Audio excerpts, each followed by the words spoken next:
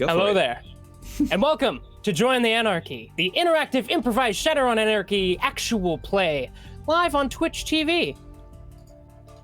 How you doing?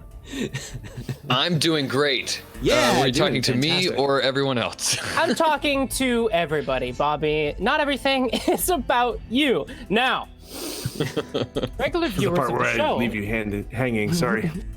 Regular viewers of the show may notice something a little bit different about this episode, as Oz is usually sitting over here in the GM chair, or like square, I guess. But most of the people on this episode have been awake for over 24 hours, with maybe 1 or 2 power naps. So just for this one time slot, I will be taking the mantle of Oligarch of Insanity. And trust me, it will be. But first, before we get into any of that, let's meet everybody. Speaking of Oz, our usual GM, why don't you go ahead and introduce yourself? Sure. Hi, I'm Jill Oppenheimer. Jill Oppenheimer. Hey, hi, Jill. I'm the personal assistant of, what was his name? The personal assistant of Dax Bridges, but we'll get Dax into the characters in a bit. Bridges. Introduce yourself, Oz. My God. Oh, well, okay. I assist Dax, and I'm really good at fetching coffee and filing, and I can dress pretty smart. I don't have a lot of clothes, but when I do have those clothes, I make it work. I don't think Oz understands. Thank you, Oz has Jill. gone full method. Oz, Just go. Oz is method. He's yeah. Yeah. Introduce yourself, my man. So I'm Oz. I'm typically the game master of Join the Anarchy, and also famed Britney Spears dancer now. So yeah, hello and welcome, and again thank you to Trav for GMing for me tonight. Yep. Let's go to Damian next. Hi, man. Hi, I'm Damian. I do Violent Life and more recently Cybernautica, and I'm here to torment Bobby basically. Yeah, which is I don't get enough of that in my life, so not lately. I guess I'm I do what I feel like doing. I don't like to follow directions, so I'll just go ahead and go. Not wait for a cue. Yeah. My name's Bobby. I have been awake for a long time, and I'm really excited to play Anarchy. I don't get to play too often, and yeah. So hello everyone. I also got my gift for I think the first time ever by Trav. Yeah. So anyway, I've edited a video to make you look stupid, and also made a gif of you being a dork. So yeah. Welcome to me. Hi, my name is Trav. Usually I am the resident. I'm just the child. Honestly, every show. I'm just a child. But I am also a part of the wonderful Join the Anarchy and beautiful Cybernautica, both of which are amazing, and you should check them out outside of this episode, which is part of the annual Shadowcasters Streamathon. Okay, what do we know about that? For those of you who haven't been doing anything with that timer, wherever it may be.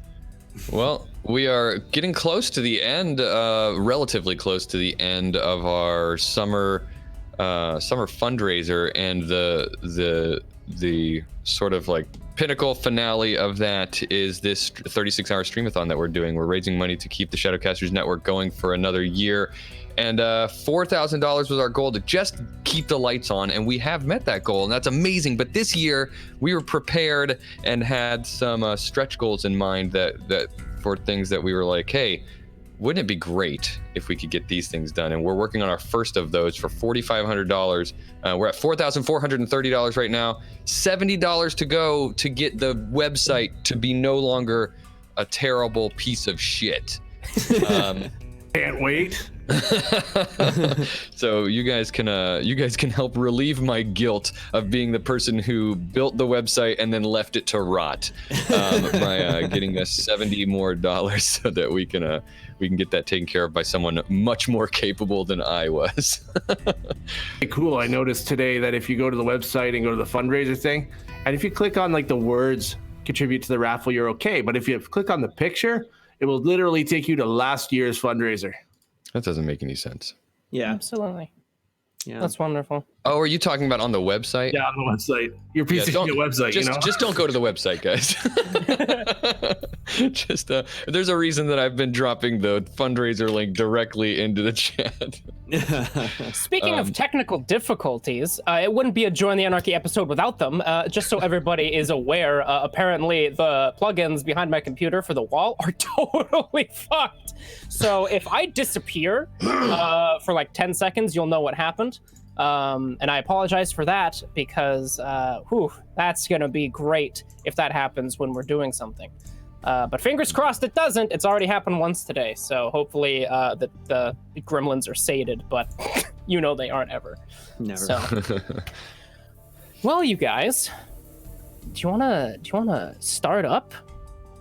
Yes. Join the Anarchy action. Now. Ooh. Yes. A little backstory here for you before we introduce the characters themselves.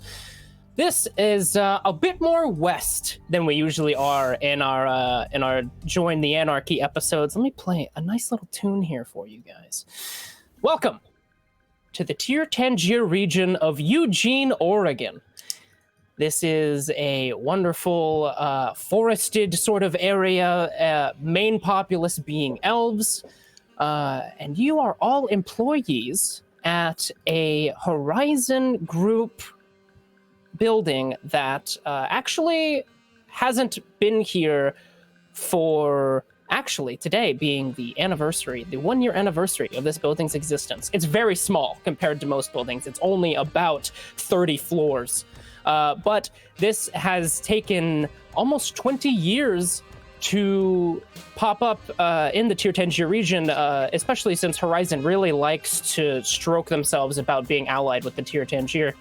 For one reason or another, you guys were very, very desperate, or you just really wanted this job, and you've all been here. It's been pretty interesting. The security in this building, for being so small and in such a separate area, the headquarters for Horizon being in, I believe it's Los Angeles. Mm-hmm. I apologize if I got that wrong. I think it's Los Angeles or San Francisco. I believe it's Los Angeles. But the security is a bit interesting. You have all had an access chip, a little bit of cyberware implanted behind your ear on the right side here. And for those of you who are awakened, you were promised that this has such a little essence cost to your being, it might as well be 0. And honestly, you haven't really had any side effects thus far, which is a very interesting situation, but it's a AAA corp, so they have a lot of money. As I said, today is the 1-year anniversary of you all getting a job here and the opening of this branch of the company. This is a lot more tight of a space with its 30 floors, a lot of people and a lot of different apartments working, sometimes in the same sort of cubicle areas. It's a lot less, it's a bit more cluttered than most corp jobs. So let's introduce ourselves to the cast here. I would like all of you to roll a d6 as your initiative for the entire episode. That's a good idea. Okay. I rolled something. Ooh. All right. I rolled Max. a 4. I nailed it. All You right, did. Jill, Yeah. you are the first to wake up today. Tell us a little bit about your morning routine and your commute to work before you enter the Horizon building in Eugene, Oregon. Okay. So I have my alarm. It's set to a good 3 hours before I have to show up because I have to spend about an hour getting dressed and showered and feeding my dog. and walking the dog. And then I have to go and pick up very specific items for Dax Bridges and his morning routine. And then I have to show up at Dax's home to drop off certain items, including his morning coffee that he likes from a very specific coffee shop. Yeah. And then I basically just drive with Dax in his back seat, and I just take notes on my hard-cased tablet and get myself set up for the day. And you being Dax's personal assistant, Dax Bridges is the head of your guys' department within this building, and you find it rather odd that is just the broadest term you've ever heard for a job description in one of these AAA corps. It is literally just head of department. But Dax Bridges is, like anyone else who works for Horizon, a Gary Klein wannabe. Gary Klein being the CEO of the company, the handsome orc, always smiling, pearly white teeth and tusks. This man being a very dapperly dressed human with the chiseled jaw and also pearly whites. Basically, he is the most conventionally attractive person in the building, though much like everyone else, probably a lying piece of shit. You being his personal assistant, knowing him quite a bit, he is very business forward. You get into his very luscious car. Chat, this is Join the Anarchy, so please, what ridiculously expensive car does Dax Bridges drive that Jill gets to commute in every single day?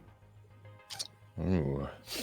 And while we do that, yes, you're on the way to work, and about that time, Eugene, you awaken from your slumber, and how is your daily routine and commute, and a little bit about yourself?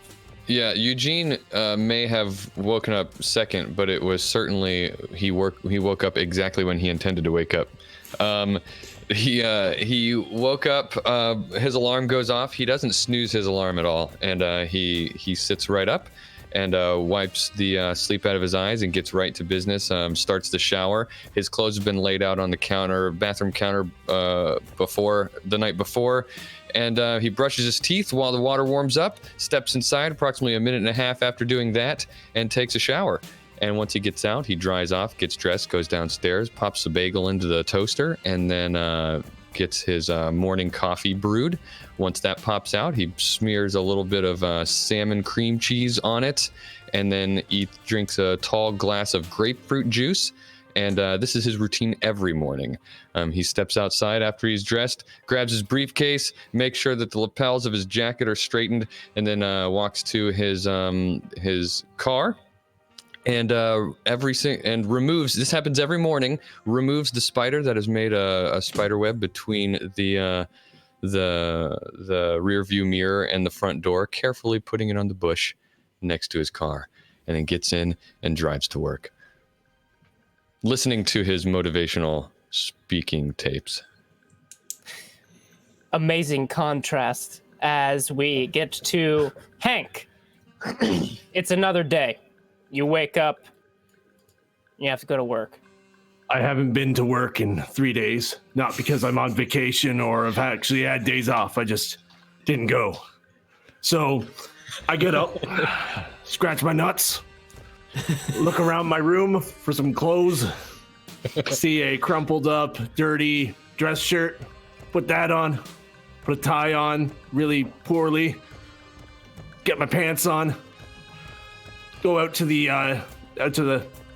main room. Really, my apartment is just one big room. Look around. Note that I'm already 20 minutes late. Not too worried about that. Make my way down the elevator, get in my Ford Americar, and head on to work. Amazing. Ford Americar. Side note. Our fundraiser just hit $44.55, so I think that gets us all in point of edge, which we have not explained. Yes, that's true. That's true. Yo. I new GM stressing out. But I shouldn't forget though. Before I do go, I open the back seat of the Ford Americar, and my Doberman drone, that is actually like a dog, jumps into the back seat because I'm taking him to work like I usually do. It's not really permitted, but I don't. I'm so glad Hank got last in the initiative. That fits so perfectly. But yes, Oz, if you'd like to quickly explain the edge mechanics. Yes. Yeah, basically, every time we hit a $25 mark on our fundraiser, we are all going to get a point of edge, which allows us to re-roll dice or add dice to our rolls. So please help us. We're just employees. And and we don't know what Trav is going to unleash. Oh boy, neither do I. But yeah, and we're actually very close to that 4,500 marker. So that you know, yeah, let's get there so that we can start the $5,000 stretch goal. Let's do it, chat. They're gonna need all the help they can get because these aren't characters we're attached to. But anyway, I would like everybody to get a plot point for their lovely introductions. You guys have really crafted this together beautifully. Jill, as you enter the West Wind 3000. Jill. West Wind 2000 from Dirk Hadron. Thank you. I'm sorry if I mispronounced your name. I'm white. Now, every single morning, the side door opens before you get to it. Obviously, it's like some crazy suicide shit. I don't know if the West Wind 2000 has it. Dax's does. And Dax leans over and says, "How are things?" Oh, lovely.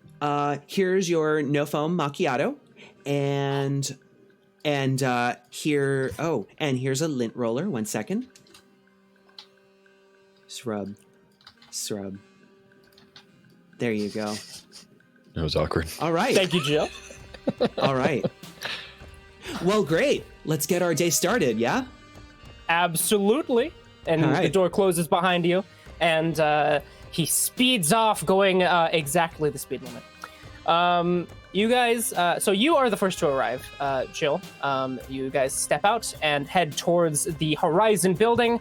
Obviously, Horizon being a very large...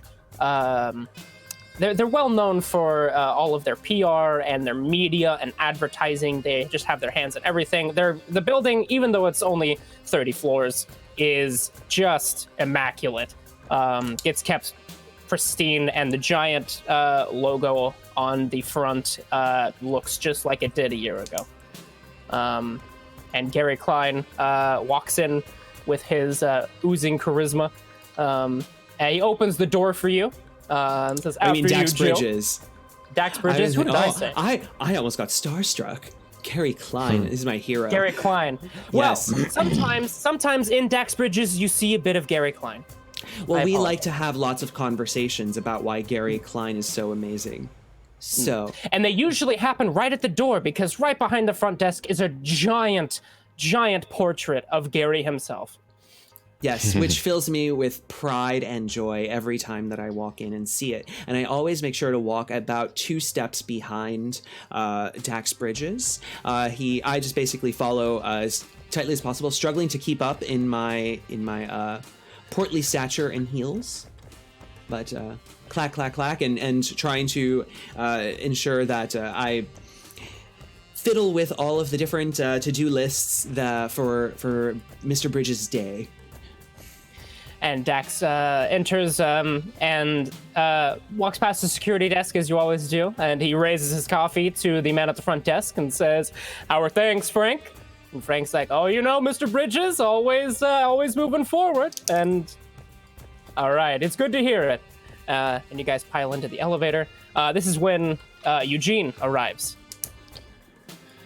Hello. I one of my contacts is Frank, the security desk guy. So I say, "Hey, Frank, how's it going?" Hey, Eugene, how are you? I'm doing great, doing great. Traffic was great on the way in, just as smooth as any, and it's shaping up to be a delightful day. That is wonderful to hear, especially because today is our 1 year anniversary being here. Absolutely. So, out of character, does that mean all of us, the three of us, went through? Did we go through orientation together? Probably. Plot point, yes. All right.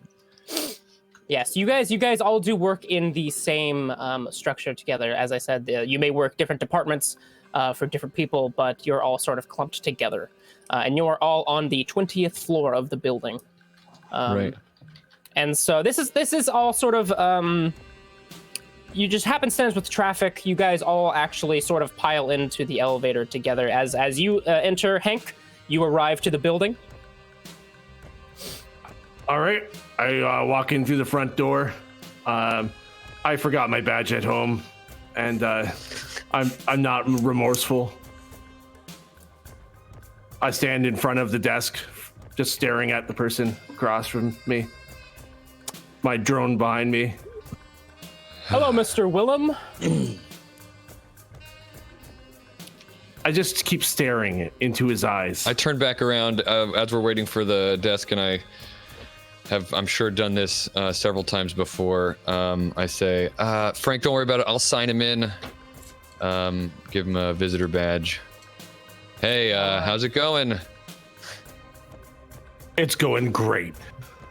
Every day is a wonderful day when you work here in Eugene. Yeah.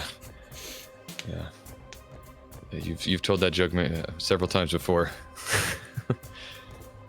but I never get tired of hearing it. I flip Frank off and walk into the elevator. You too, Henry. I kind of like look at Frank and roll my eyes and follow behind Henry. My name's Hank. Yeah. Well, I never know because you always sort of mumble it at me. So that's because no one likes you, Eugene. Yeah. Well, okay. Well, maybe we could be a little bit more polite. You guys are met with the pearlescent spotlight that is the two front teeth of Dax Bridges. Hello, Mr. Bridges.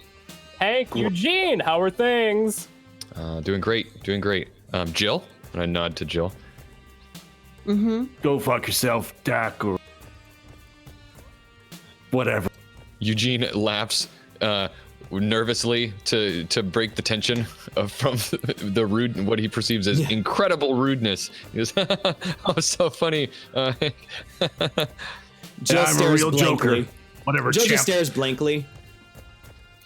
Huh. Well, that's all right, Mr. Willem. I'm feeling rather well today, given that it is our 1 year anniversary in this location.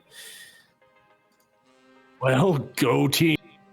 I don't know if I've mentioned this before, but Mr. Bridges is an elf, as are a lot of your coworkers, being in the 70% populous region of the Tier 10 Tier.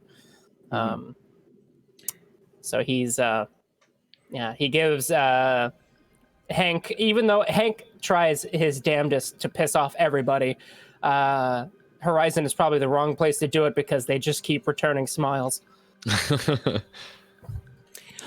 So reminder to all of us that today at noon, there's going to be a catered lunch. I'm processing it today. I'm processing it, so it's on us. So see you there. Oh, that's great. Is this we're gonna have some of those delicious elven greens salads that are always so delicious? Oh, you know it. I can't wait. Neither can I. As the doors of the elevator close and it begins ascending, it's pretty quick. You guys get back to your office as you always do. This sort of seems like the daily routine. You all usually seem to run into each other before work. There you go. Thank you. Co-GMing is fantastic. And Dax, as before the elevator doors open, he does. Oh, right.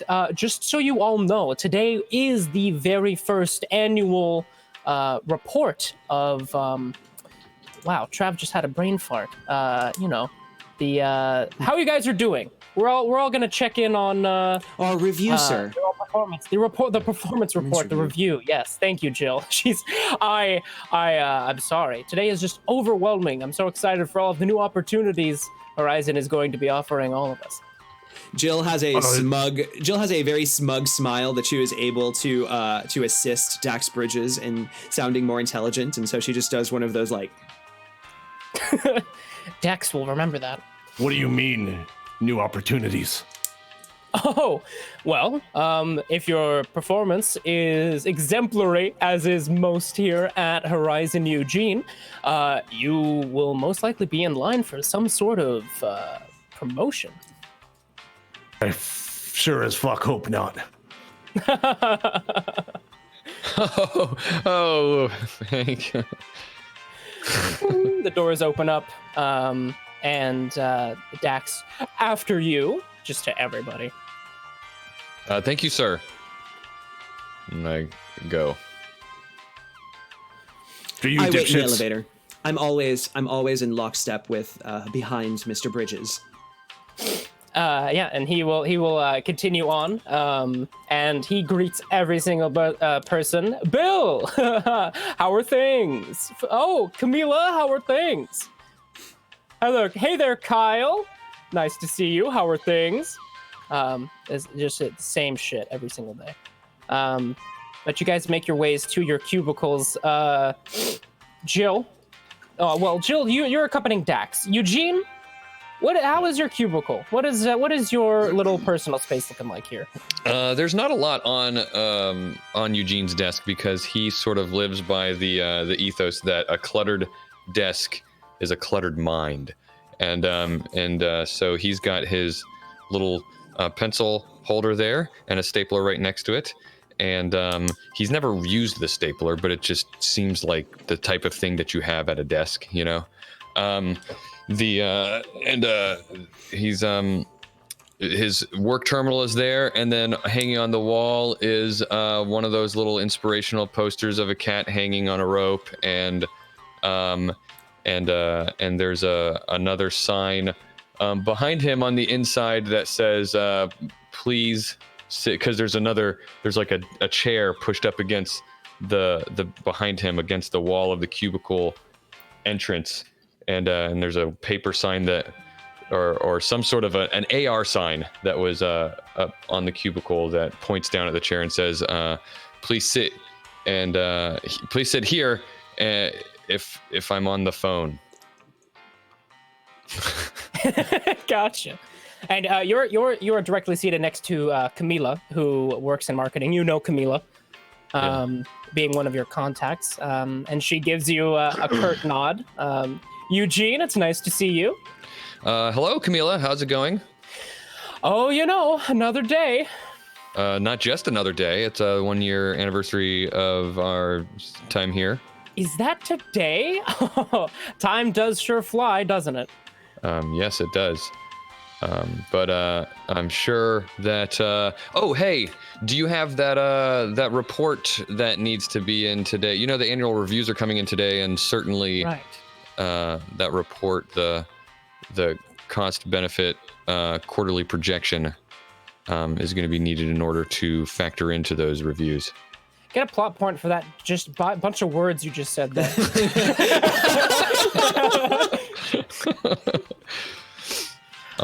And she looks taken aback, like sort of offended. She's like, "Well, of course I did, Eugene. Would I be Camila if I didn't?" Yeah, you said it. You said it. Yeah, that's why I wouldn't be sitting next to anybody else, because this is where I'm sitting, and it sure is. It sure is nice to have the window cubicle, isn't it? One day I'm gonna take that cube one day. Well, you'll have to do it over my dead body, Eugene. Maybe it'll come to that, right, Camilla?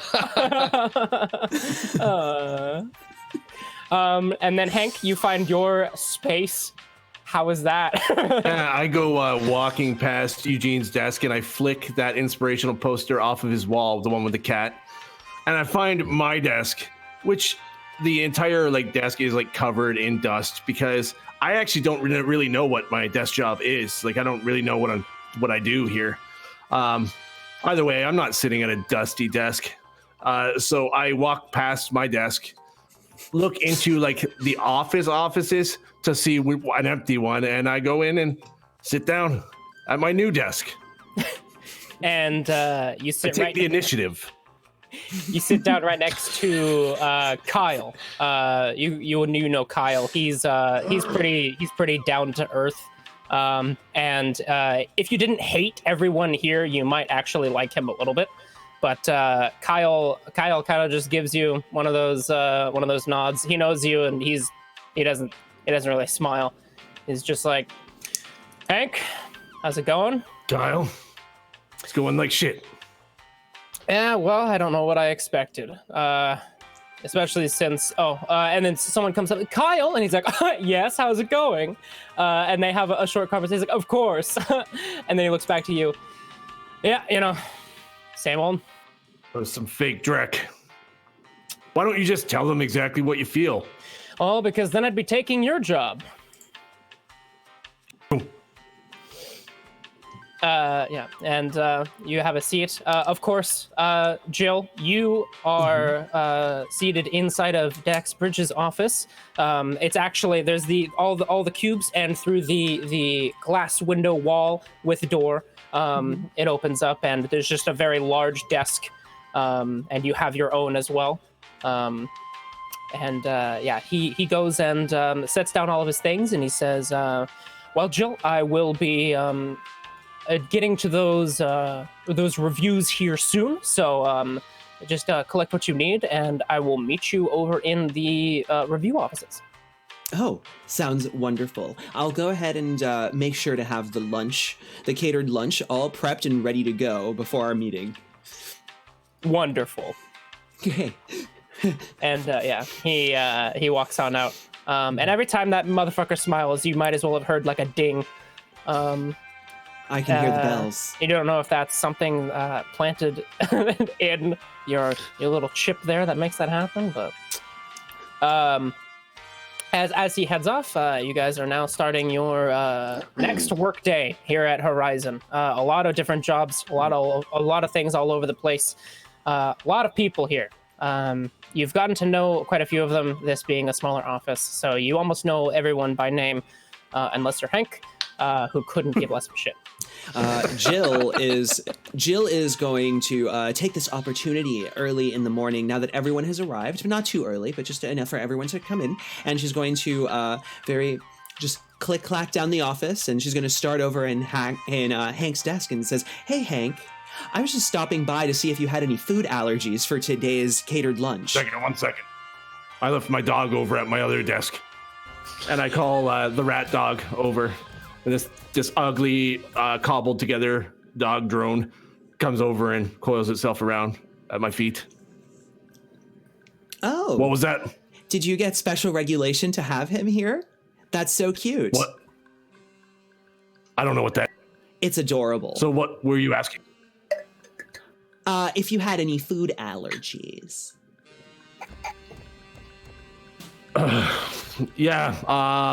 Vegetables, elf shit. Basic. I need. I've got an allergy, and I need red meat. So you only eat red meat. Steak. Actually. Okay. I'll make sure to include that. I'm gonna do a judge intentions. Is Hank a well done steak guy? Yeah, I feel he is. Not because he likes it, but because he likes to piss everyone off. He loves getting into arguments with people who are like, "How can you eat it that way?" So I'm going to do a judge intentions test to see if this is to see why Hank is only a red meatitarian, and but I roll -2 because I'm a sucker. That's my negative quality. -2 to judge intentions. Wonderful. Oh, 4 successes. 4 successes. I see right through Hank. The roll. Yeah, if you want. Oh boy. Roll. Sure. I mean, if you want to try and mask something about yourself, you can try con or charisma. But just either. Yeah. I feel I'm not actively trying, but I'm just going to drop charisma. Sounds good. Especially since she's gone.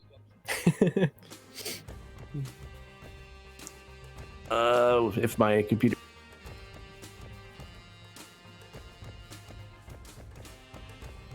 There we go. Only 1 success. All right.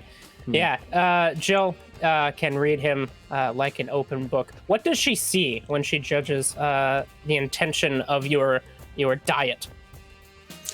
Well, as far as you know how how Eugene, Oregon is, elves don't really eat lots of red meat, and I'm sorry, it's not really in our budget, so we can't really special order red meat. It's an orc thing.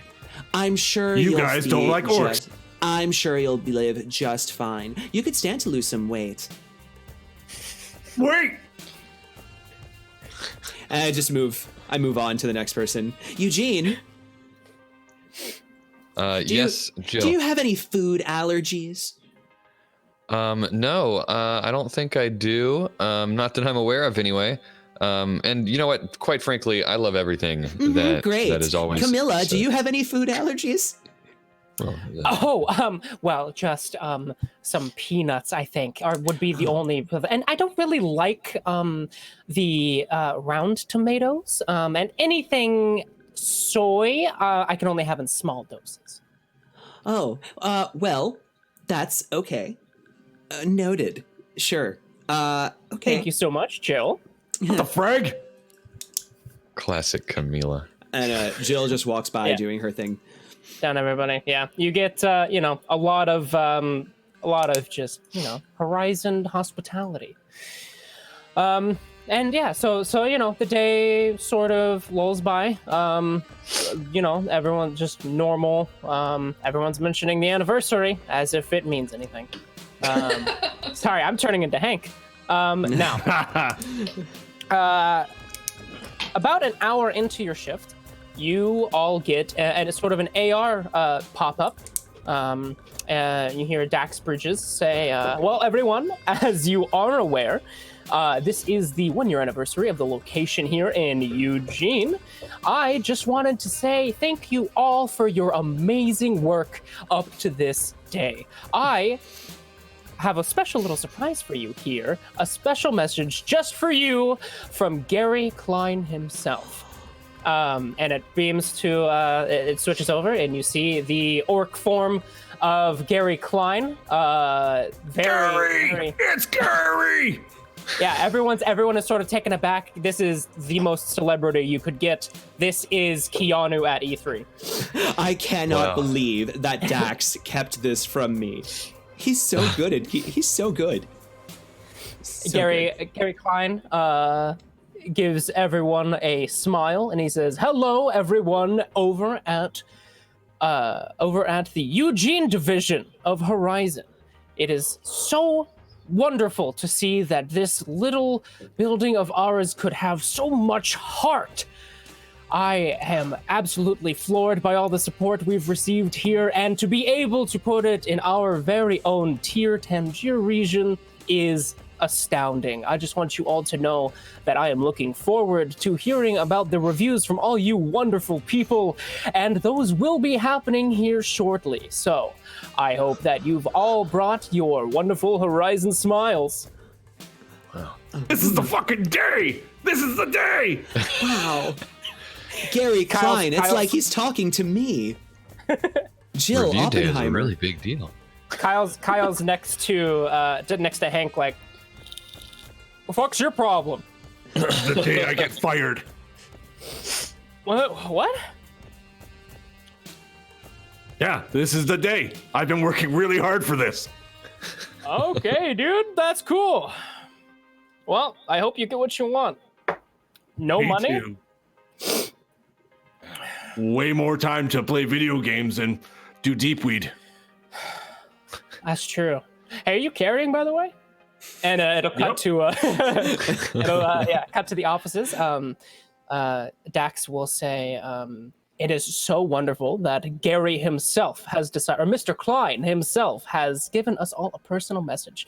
Now, we will be going in a selective order of everybody, so when you do get the AR invite, please make your way to the review offices." Jill, and he'll beckon you to the review offices as well. And Jill, you get your review first. You are given obviously the most kiss-assery.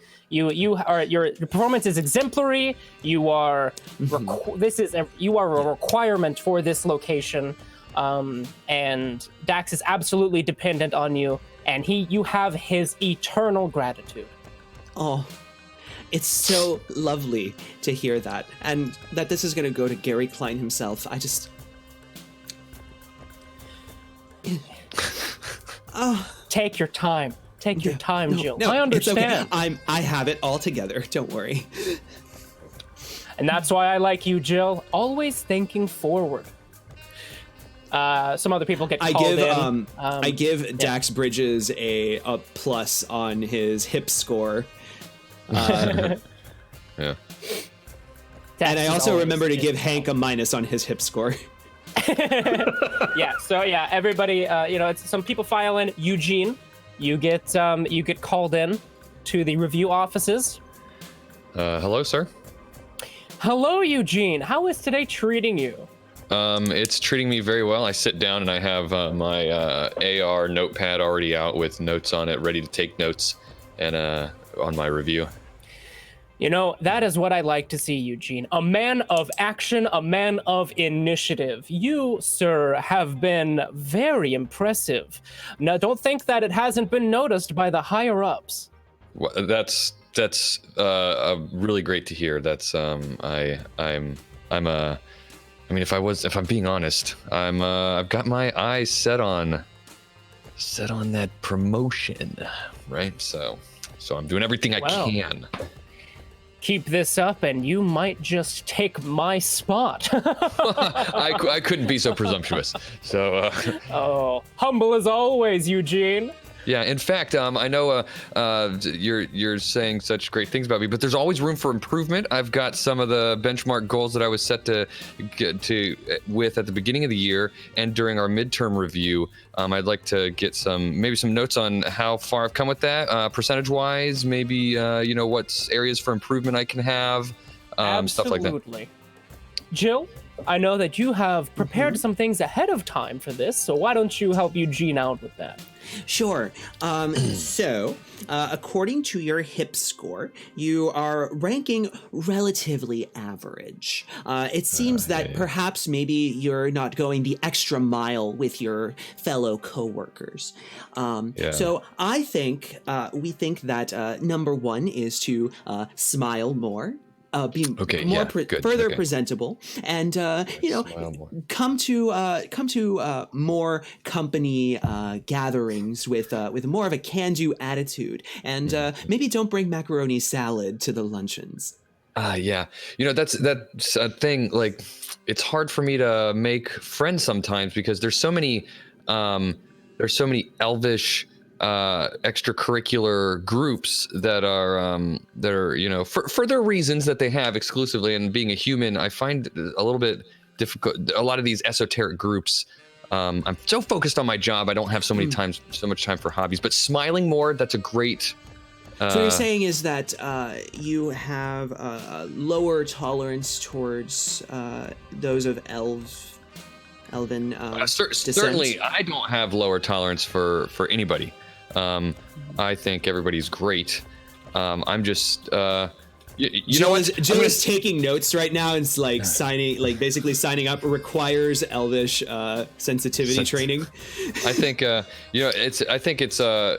it sounds to me, I'm hearing the words come out of my mouth. It sounds to me like I'm just making excuses for things that I should be just trying to overcome. So I'm going to work on that too. That's right. Take some notes. At the very least, it recognizes here that you recognize your weaknesses. You recognize them quite often, actually. Devin, I've got lots of weaknesses, and I recognize all of them. I've got them all written down on an AR notepad, and I read through them every single day. Mm-hmm. And how's that going for you? It could be better. It's not great for. So your list is in of itself a weakness. It's not doing anything. That's an astute observation. Perhaps I should check out. I should make an appointment with our EAP assigned Horizon therapist to deal with some of these issues. Well, I think that ends your review. What do you think? What do you think, Dax? Absolutely. I think that this is a wonderful step in the right direction, Jill. Eugene, thank you so much, and I look forward to working with you more in the future. Me too. Thank you. And I smile very big as I walk out, and the smile becomes more plastic and forced as I get to my cubicle, and then slam my fist down on my chair and sit slowly in and contemplate everything that went wrong. I'm spending a plot point to send you to you get an email, basically a little ping that says elf sensitivity training, and you've already been scheduled against your will. Camilla notices you sit back down, and she kind of gives a double take to your giant horrible smile. She's like, "Oh, that good, huh?" It went well. It went well. All right. I'm trying not to focus so much on my social faux pas and foibles. So it went well. I've got a meeting to go to now. It's a surprise meeting. I really hope that this doesn't get in the way of the luncheon. Have a good day, Camilla. I'll be back in just a little bit. I think an hour. You as well. Yeah. Right. Yeah, you head off. A couple more people come in before Hank is called in, but they call him Henry. Stay here, Rad Dog. So I leave it at my new desk and Kyle's like, wait, hold on, you're just gonna leave that thing here? Yeah, I'm just gonna leave that thing. Don't touch him, you might cut yourself. All right, dude. And I go into the office and like close the door too hard behind me. As you're approaching, Dax kind of looks over to Jill and he's like, "All right," and come in. Yeah. Hello, Mr. Willem. Have a seat. Morning, Dax. Don't you worry. We'll bring that up in just a bit. How is your day? I take a seat here. I'm sorry? Oh, I was just asking if I could take a seat. Yes, of course. Exchanges glances. Bridges. I sit down. So, Hank, before we get started, I just wanted to know your thoughts. Oh boy. Like what? Well, your experience here at Horizon Eugene. Oh, well, I guess it's a building with people in it that seem to be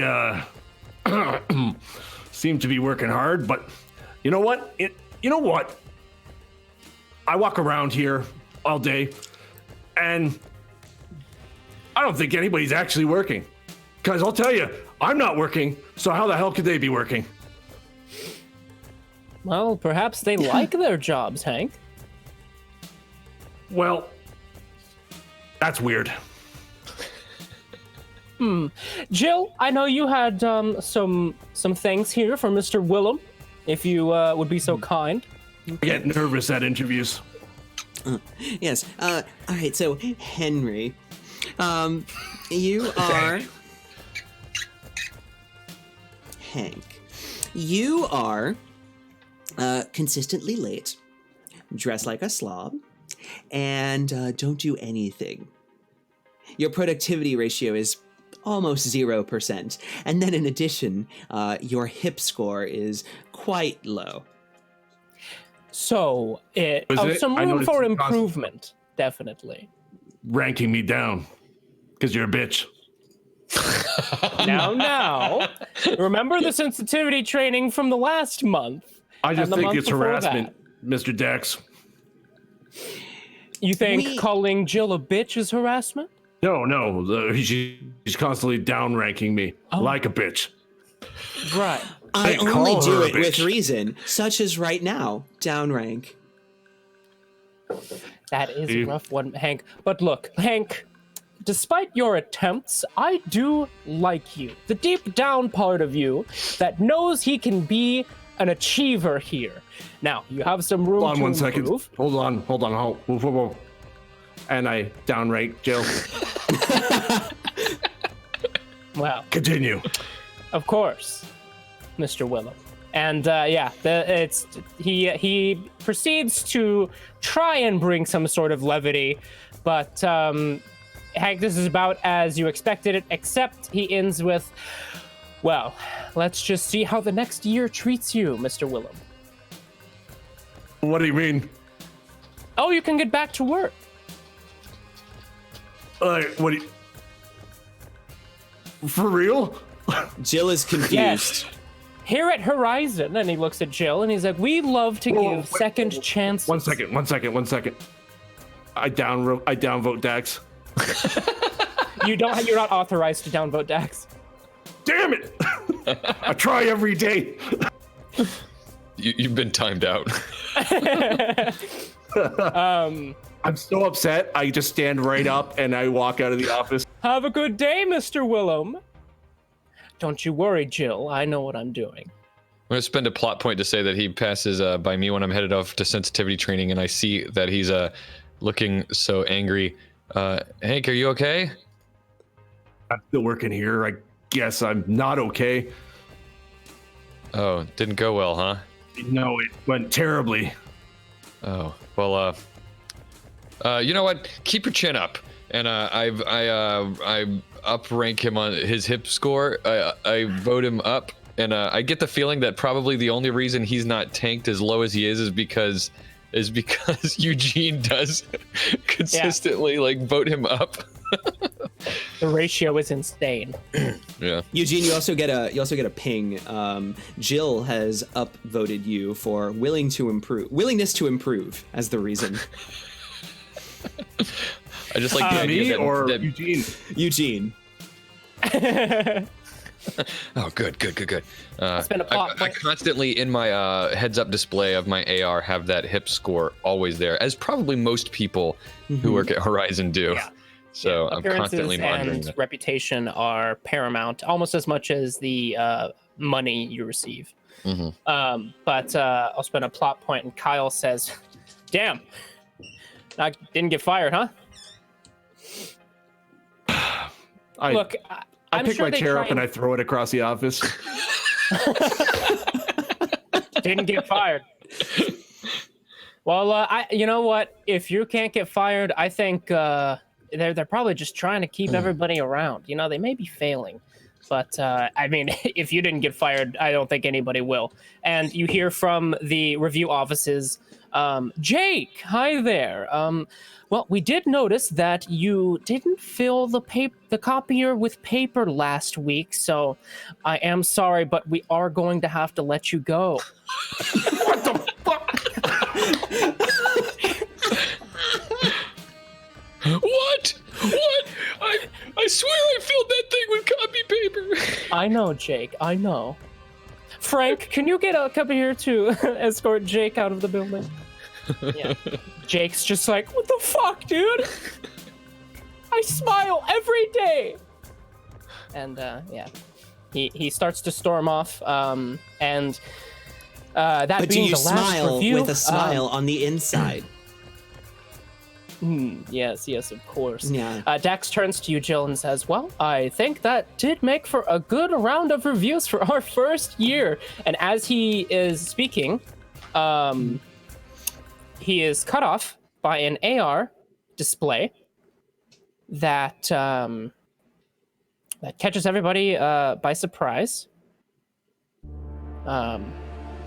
You see a face that you don't usually recognize. This is you usually have some sort of indication of who's contacting you, but there's no information here.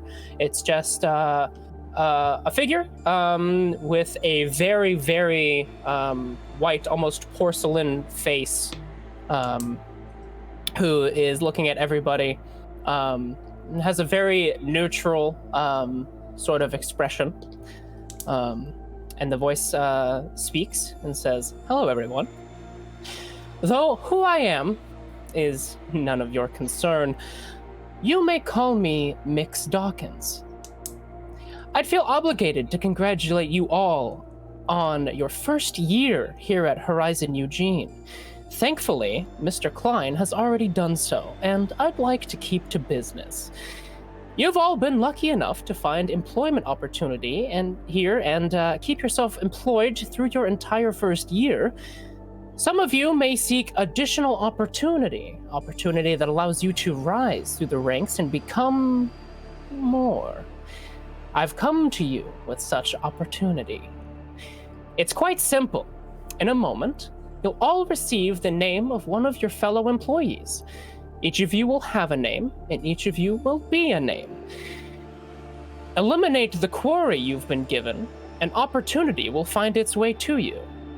Additional quarry will be provided for the overachievers among you. We wish you the best of luck during your 1-year anniversary here at Horizon Eugene. Remember, here at Horizon, we know what you think. Happy hunting. And the display turns off. And with that, I say maybe we take a 10-minute break. I would like to say right before the break, I feel like, that what's his name? What Eugene was at his sensitivity training right when that happened, and everybody kind of like froze. Yeah. And uncomfortably and awkwardly looked at each other. Yeah.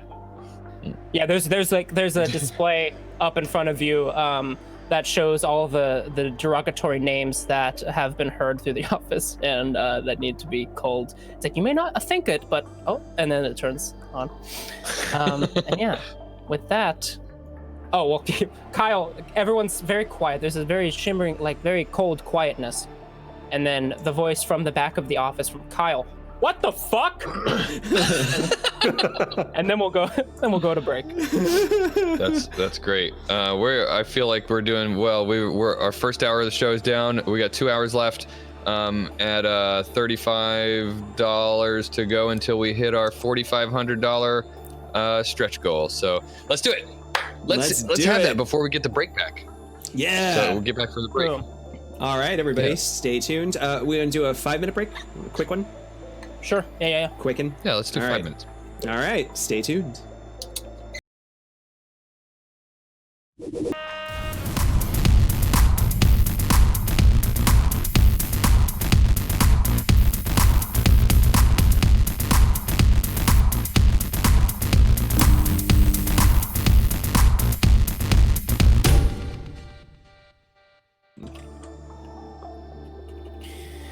Hello, everybody, and welcome back to Join the Anarchy, the interactive Shadowrun Anarchy campaign, live here on Twitch. Though this is not a regular part of our campaign, we're a bit more west, and our heroes have just been contacted by a mysterious entity inside of the Horizon building in Eugene, Oregon, and commanded to kill one another for promotion. And we cut to the gasping faces of all of the Horizon Eugene employees. Looks very determined right now. What? Yeah. Well, I was in my sensitivity training And everybody paused and froze and started to look at each other, I guess, as they started to get their quarries popping up in their AR feeds, and people looking at each other nervously and anxious. And I'm going to spend the plot point that I have remaining to say that suddenly several of the people who or at least 2 or 3 pairs of the people who were in this training just started attacking each other. Yep. So Kyle is there in the sensitivity training. And yeah, so this woman named Janice comes at him with a stapler. And he's like, what the fuck? And she's like, I'm gonna get this pay raise. And she comes at him with a stapler, and she has the stapler, and she's like trying to push it down. It's like a Saving Private Ryan. Like Kyle's holding her back, like, I've been waiting for this all my life. I'm gonna go and I'm gonna just straight up. Is that Janice from accounting? Yes. my contact Janice from accounting. I go, Janice, I don't know what to do. And I get behind her and start helping her push the stapler down. Kyle's like, finally, fuck off. Finally, I've been waiting for this, and I punch her right in the head. Yeah, she goes that there, and like the person in charge of the sensitivity training, she comes up. She's like a very tall elf, and she just like tries to wrench you guys apart. And she's like, what are you doing? You're insane. And then someone else like starts looking around for a pen. And they're like, you've had this coming, Joey. And everyone's freaking out before you all get a pop-up from Dax Bridges that says, stop. Everybody, I understand this is a very terrifying situation, but we can't be giving in to our baser instincts here. Please, everybody come into the main offices and calm down. Oh, that's not gonna work. Okay, dipshits. And I grab my my station monitor or whatever, and I grab it and I throw it on the ground, and I get up on the desk. All right, my name is Hank. I don't know any one of your names except for him. He's Kyle, who you stapled my buddy Janet. I'm gonna fuck you up later. Yeah, that kind of fucking hurt, Janice. Yeah, fuck you, Janet. Anyway, I'm from the Orc Underground, and this is Rat Dog, and Rat Dog eats people. So, if anybody thinks this is bullshit, you can join Team Hank. And I'm going to tell you, if anybody comes after anybody on Team Hank, Rat Dog here is going to bite your goddamn legs off. You got that? All right. Hank, please get down. If you don't shut your mouth, Dix, I will shut your mouth for you. Jill is going to stealthily close the blinds in the office that she was looking at all of this through, and just turn to Dax.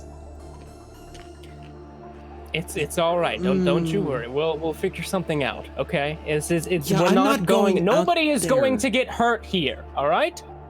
I look around and look up at Hank and start weighing my, doing the mental math in my head of weighing the scales of this situation. And I slowly reach up to my AR display and give Hank a plus on his hip score. And I walk over to Kyle's desk and kick his monitor off of it, just for good riddance.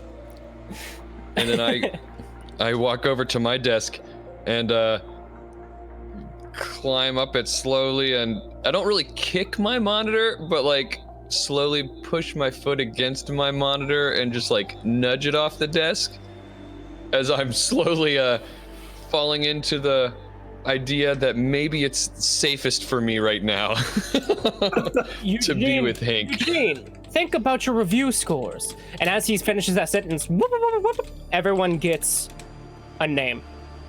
Oh no. Someone you work with. You've all received the name of someone you work with. They may not have been introduced as one of the names in this episode, but there are a lot of people in this office. I should have GM whispered that message. It's fine. But everyone receives a name.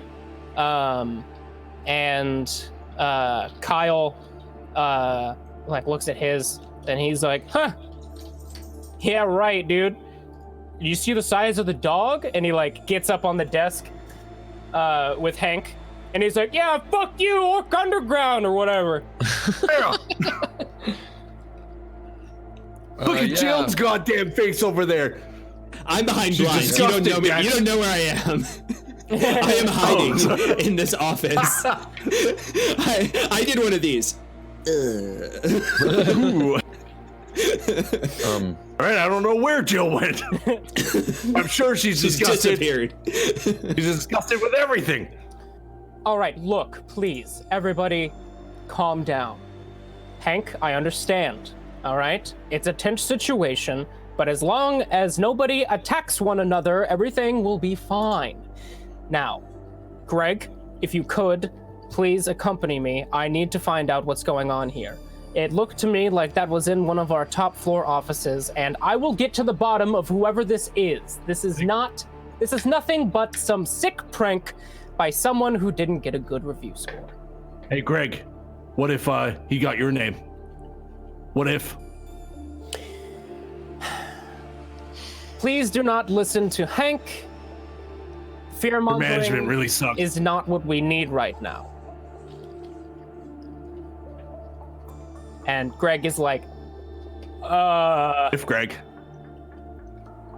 I try to I tap Dax on the shoulder and I say, but what if Craig has your name? You can't go alone. That is a risk I'm willing to take, Jill. Greg, you and I could have gotten each other's names, and neither of us would know what the other got. So it is just as dangerous to be in here with fear-mongering lunatics than it is to be with someone who's just trying to get to the bottom of this. Please, Greg, think of Horizon. And Greg is just kind of like lost in the steely eyes of Dax Bridges, and he looks up to Hank, and he's like, "Look, dude, fuck it up, Greg. If you, dude, scoreboards, this guy. Don't you worry, huh?" All right. You know what? You do you, but don't haunt me. All right, Greg. I learned your name now, but you seem all right. Yeah.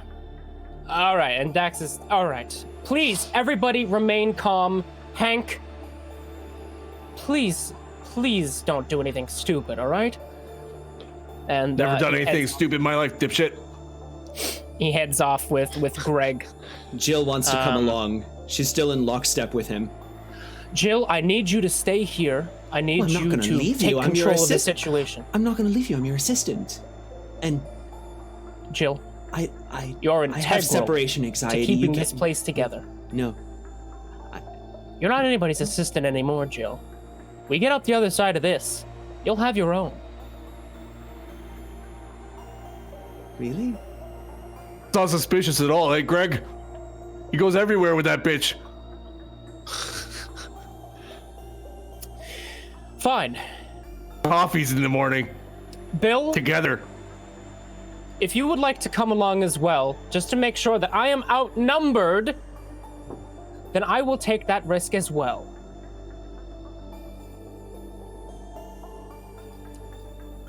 Jill, you're in charge here. Bill, Greg, let's go. And he exits with Greg and Bill, who's like, and he like looks first. He grabs a letter opener. Good one. Good move. Sticks. Yeah, he's like, yeah. And he heads out with them, and everyone is sort of like freaking out. Janice still has the stapler, and she's like held it like it's a gun at everybody else. Janice, all right, calm down, okay? You don't fucking tell me to calm down. Listen. Okay, fine. I can't tell you what to do. Fine, just go kill somebody and get your psychic care. Whoa, don't tell her to kill anybody. Janice, if you kill anybody, I'll knock your fake teeth out. You got that? All right, everybody. I think we're taking this all a little too far. Why don't we all just focus on the catered lunch that's going to be arriving at noon? I check on the status of my catered lunch delivery. Hank, you're from the Orc Underground, so you've probably seen like orcs are used to. Is this a revolution? You've been through revolutions, right? Seen a lot of fucked up racist shit in the Orc Underground. Are we in a revolution right now? We are now. There's a lot of important decisions that have to be made in revolutions. Time to be a hero, Eugene. You were born for this. I pull out my AR pad and start making charts. I'm looking for the status of my catered lunch, and it's not coming, is it? Doug from PR is sitting over, and he's like, "Are we really gonna talk about lunch right now? Is that really what we're doing right now?" And did you actually order that steak like I told you to do, Jill? Well, I'm going to now. Good idea. Good idea. Just saying. Yeah, no, look, you know how it is. A happy employee is a well-fed employee is a happy, you know, we just all need to just sit down and have some cookies. And, Hank, I think we need to figure out what the rules and expectations are going to be on Team Hank. Okay, let me start here. Take the notes down. And I slip on my brass knuckles. Because nobody checks me in this place, so. All right. Wait. Hank, I was put in charge here. I was put in charge here. Who's in charge? You? Order lunch, all right? And fix your goddamn eyebrows. Excuse me. All right. Dax Bridges. So. Put me in charge. If you want to start making rules around here, maybe you should have had a better performance review. Those performance reviews mean shit all. I mean, just for example, if I kill whoever's on this list. Oh, it's Jill. That's fun. It's not really you, Jill. But if it was, I could just snap your goddamn neck and get a promotion, which I don't want. So I am the least likely to kill anyone in here because I hate this place and don't want a promotion. Make sense? So that's why I'm in charge. I'm gonna spin a plot point. One of the people says, "All right, fuck this shit. You guys want to sit in here and kill one another? You can all go fuck yourselves, especially you, asshole." And he points to Hank, and he storms out. And someone who's sitting next to him was like, "Oh God, Joey, no!" And they go after him, and like people are starting to like freak out and leave. And people are grabbing like whatever they can, like pins and more staplers. And Janice is still sitting, pointing her stapler at everybody. And one of the people is like, "You know what? Fuck you guys. I have some cybernetic implants. See you later." And he starts sprinting towards the window. And as he does, these steel shutters as he slams into the glass, and it shatters, but he hits a steel shutter and snaps his own neck and hits the ground. And all the glass is embedded in his face. Oh! Oh my God. And, Kyle's like, "Whoa, fuck!" All right, everyone is going to calm the fuck down right now. Another Dreckhead called me an asshole. You all want to just go around thinking you run the place. This is not the time to be some crazy anarchists. You all will calm down, damn you. And I'm going to do an intimidation test. And I get a +2 because of my specialization of get my order right. The veins pop out of her neck. 1 success. I'm going to spend a point of edge to re-roll that. All right, re-rolling my failures. Okay, 5 successes. Can you still pre-edge in this game? I forget. Yes. Yes. Yeah.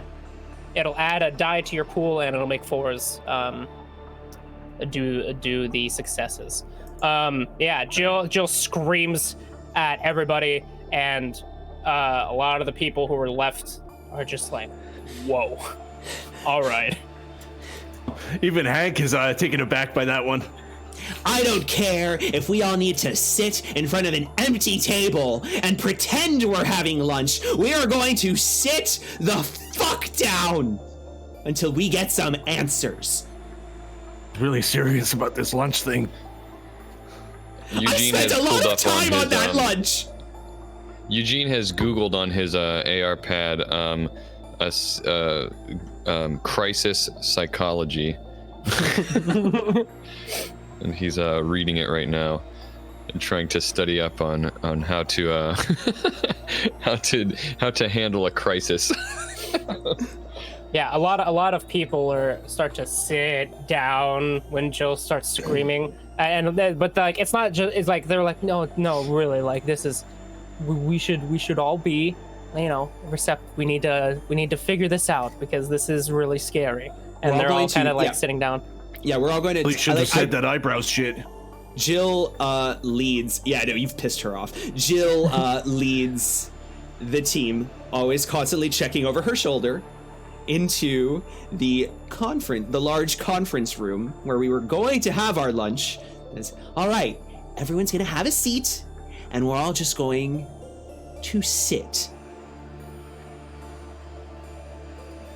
Good. Okay. Good. Come on in. I looked down the list, back. and there's some notes about how to deal with people that are panicking in a crisis, and I'm like, okay, validate their concerns. Jill, this is really tough right now, and I see that you're going through a lot.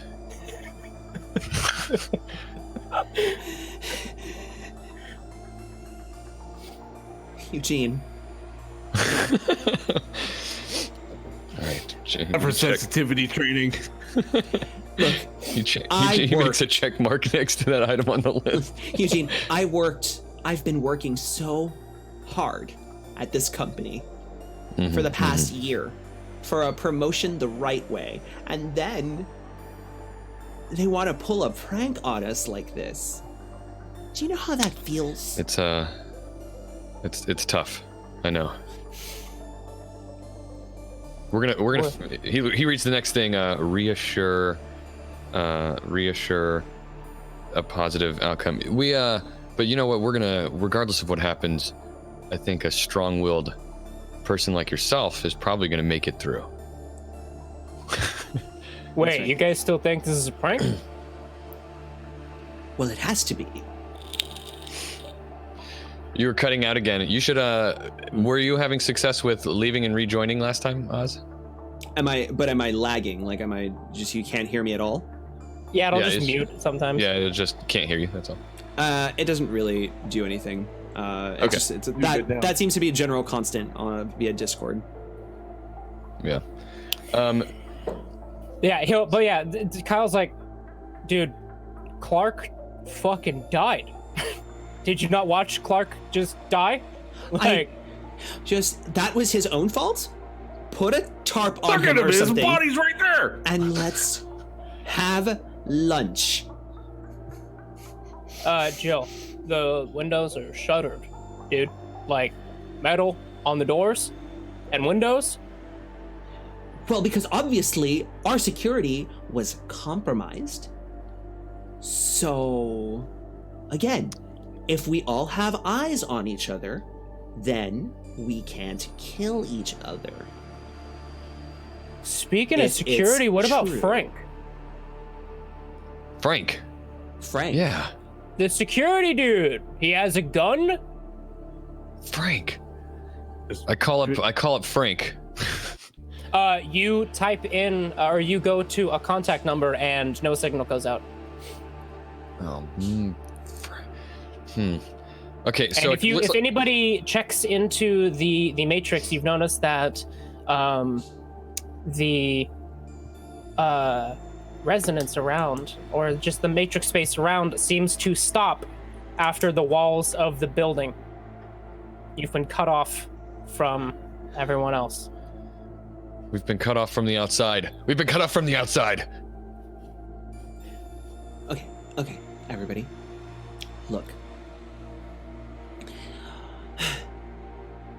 I think that we should just calm down. Eugene happens to be a very calm voice of reason. Eugene, please maintain that, and you can get a promotion.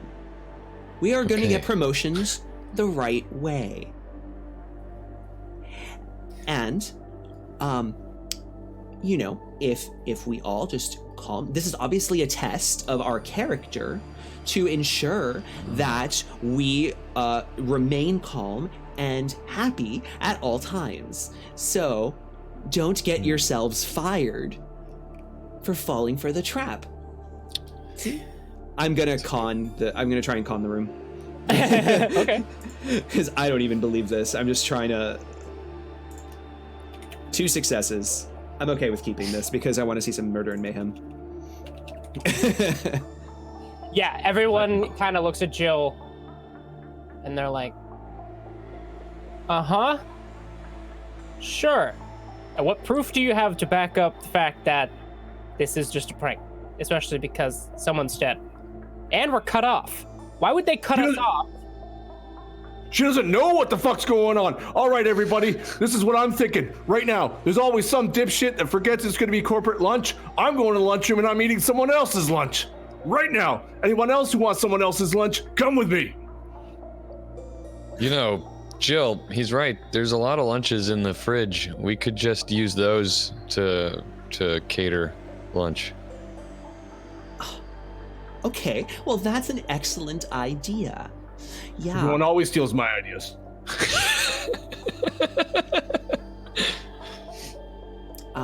So, why? Yes, let's just go ahead. Raid the fridge. Raid the fridge. I don't care. It's fine.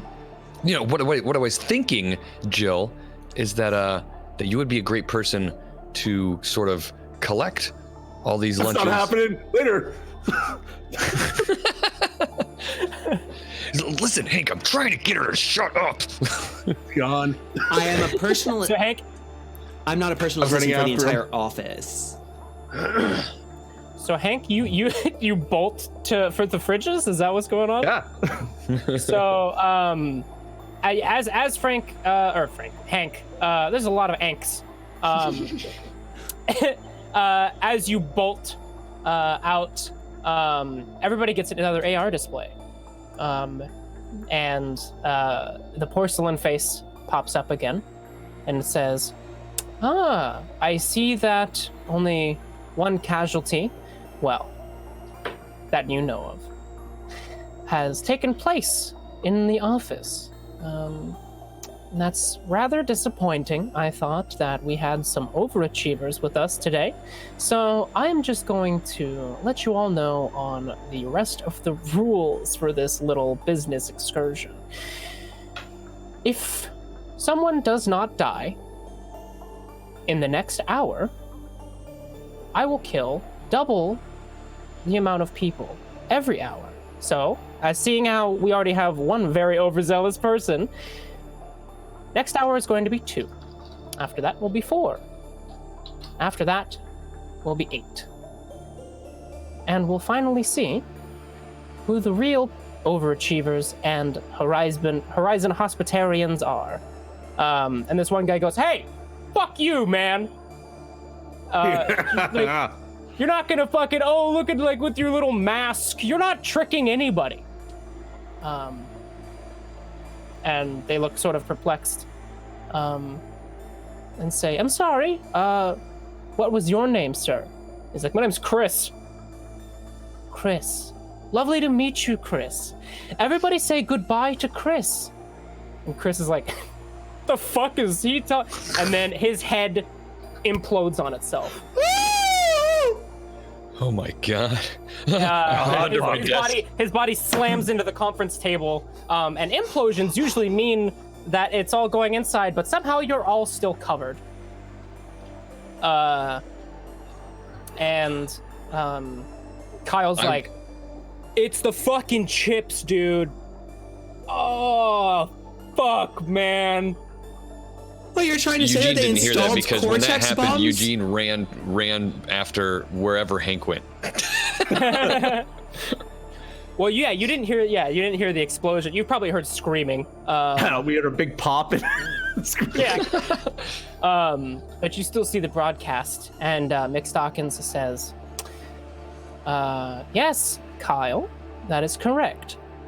The chips you have implanted are set to implode your skull if you do not comply. Tampering with the chips will also result in an implosion. Please, I just want to help you. Again, happy hunting." And the display turns off. What? All right, Eugene, do you want like a sandwich with ham? Or Sure. Yeah, that sounds good. so I was just thinking. Here you go. Here's your sandwich. Thanks. I was thinking that this guy is making these transmissions from inside the building Right.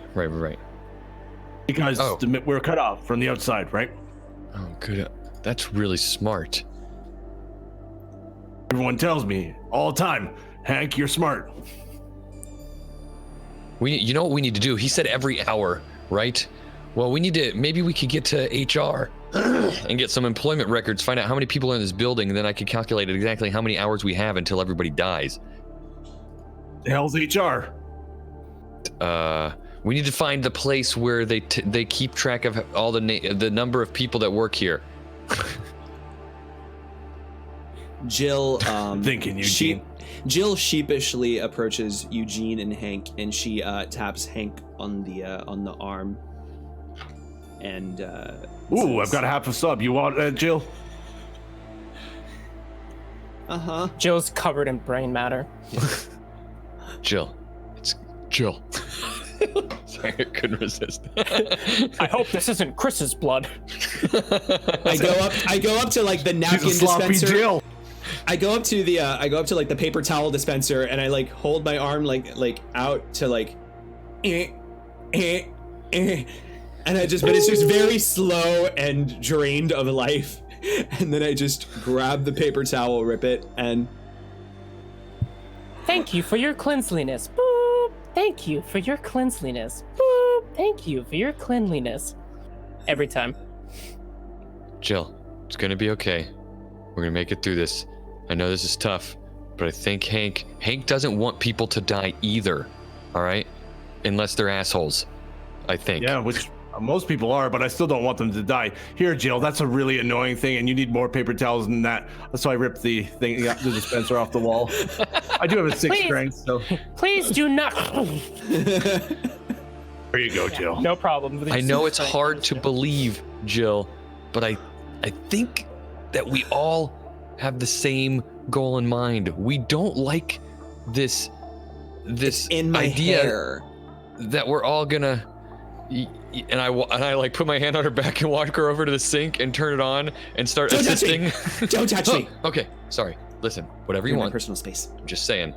I think all of us are we're all on the same page.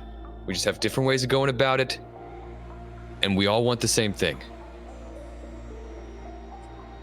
Hey, Rat Dog, you're on the same page, right, buddy? Oh, you're on the same page. So this is a drone, right? Yeah. Okay. Ugly homemade Doberman drone. Because actually, Hank is an engineering genius. Yeah. Yeah, you're like, oh, don't you, buddy? And it like emits that like bit crunch, like, "Ruff, ruff."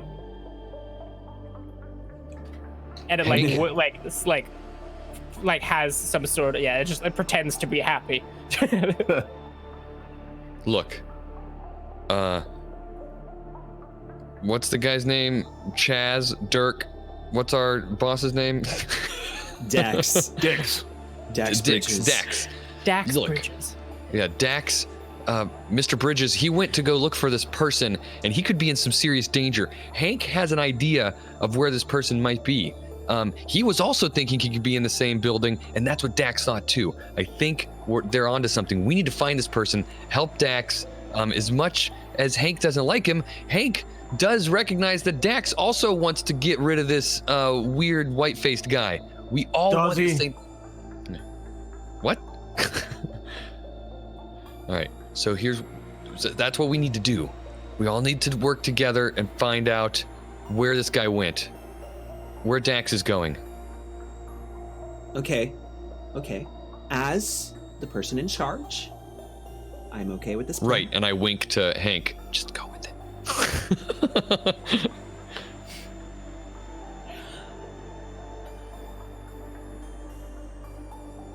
I just thought you should know I don't have either of you as my target.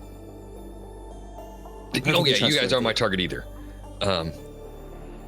Right.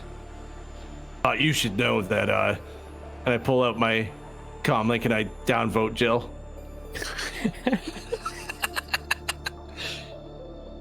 See, Hank is keeping good spirits. All right, we need to just all keep good spirits here. Eugene is ever the like mediator. He just wants everybody to be like, he just wants to avoid conflict. He wants everything to go smoothly. Yeah. So he's just trying to like get everybody happy again. You guys start hearing shouting back from the conference room. Trying to kill each other. Look, I think we stay focused.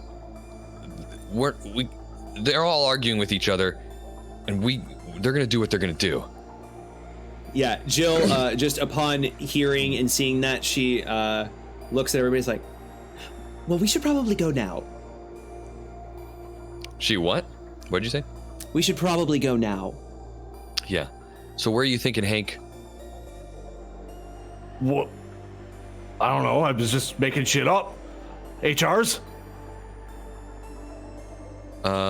Yeah. Well, yeah. So let's do that. We could find out where some of the private areas are going to be, and maybe figure out where some of the, higher offices are. I'm sure that whoever this is probably in some place that normal employees don't go. So let's do that.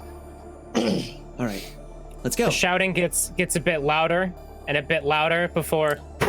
Let's get a move on. Come on. Okay. Let's go. HR's this way. All right. Swear to God. Yeah, that's where I have my sensitivity training. Jill is now in lockstep with Eugene. Yeah. All right. You guys start heading through the facility. And as you do, the lights turn off for a second, and then the emergency lights turn on. So the bright, lovely lit hallways of Horizon are now a somewhat dim, bleak vision of the maze of office spaces. I stumble with my small briefcase and fumble it open really fast and pull out my my personal taser. It's a Tase R brand taser, and I'm like, oh god, okay. Yeah, I'm using my hard shell tablet as a blunt force weapon. Just holding it like. I don't know who's more hilarious right now. Look, everybody give yourselves a plot point. This has been fantastic so far. I maxed out on plot points. Need to spend some. Look, we're gonna go past the lobby and the front desk, around that area. HR is in that front area where they have all the conference areas to the public and the training session, the training areas and whatnot. So I think we should stop by and see how Frank at the front desk is doing. He might have some security stuff. Hank, do you know how to use like a stun baton or a gun or something? These brass knuckles. Okay. Bring them here every day. It still would probably be better this for kind us. of shit happens. If he does have a gun, it'd probably still be better for us to get it, even if we don't use it, than for someone else to get it. You want to disarm the guard? If he fucks with us, yeah. Frank, as much as I hate to say it, because I like the guy, Frank probably got a name too. So, what if it's one of us? Or what if he's... Well, No. Hank, Well, he's Walk scary. him He'll walk in right front. Right. Okay. So you said it better than me. Let's go. Oh God. Oh no. All Oh right. no. Yeah, you guys start making your ways down the narrow corridor. Who's leading the charge here? Who's in front? Oh, not me. Yeah. It'll be Hank and Hank? Rat Dog. All right. Yeah. And I'll be behind them, and I'm assuming Jill's behind Eugene. She's like clutched on Eugene, Hank, holding her tablet.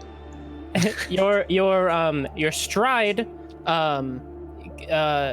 is a bit interrupted by a bit. You're walking and you kind of hear like a squeak as you sort of slip a little bit, and you look down and there's blood on the ground leading like it's like coming out of the bottom of a door frame.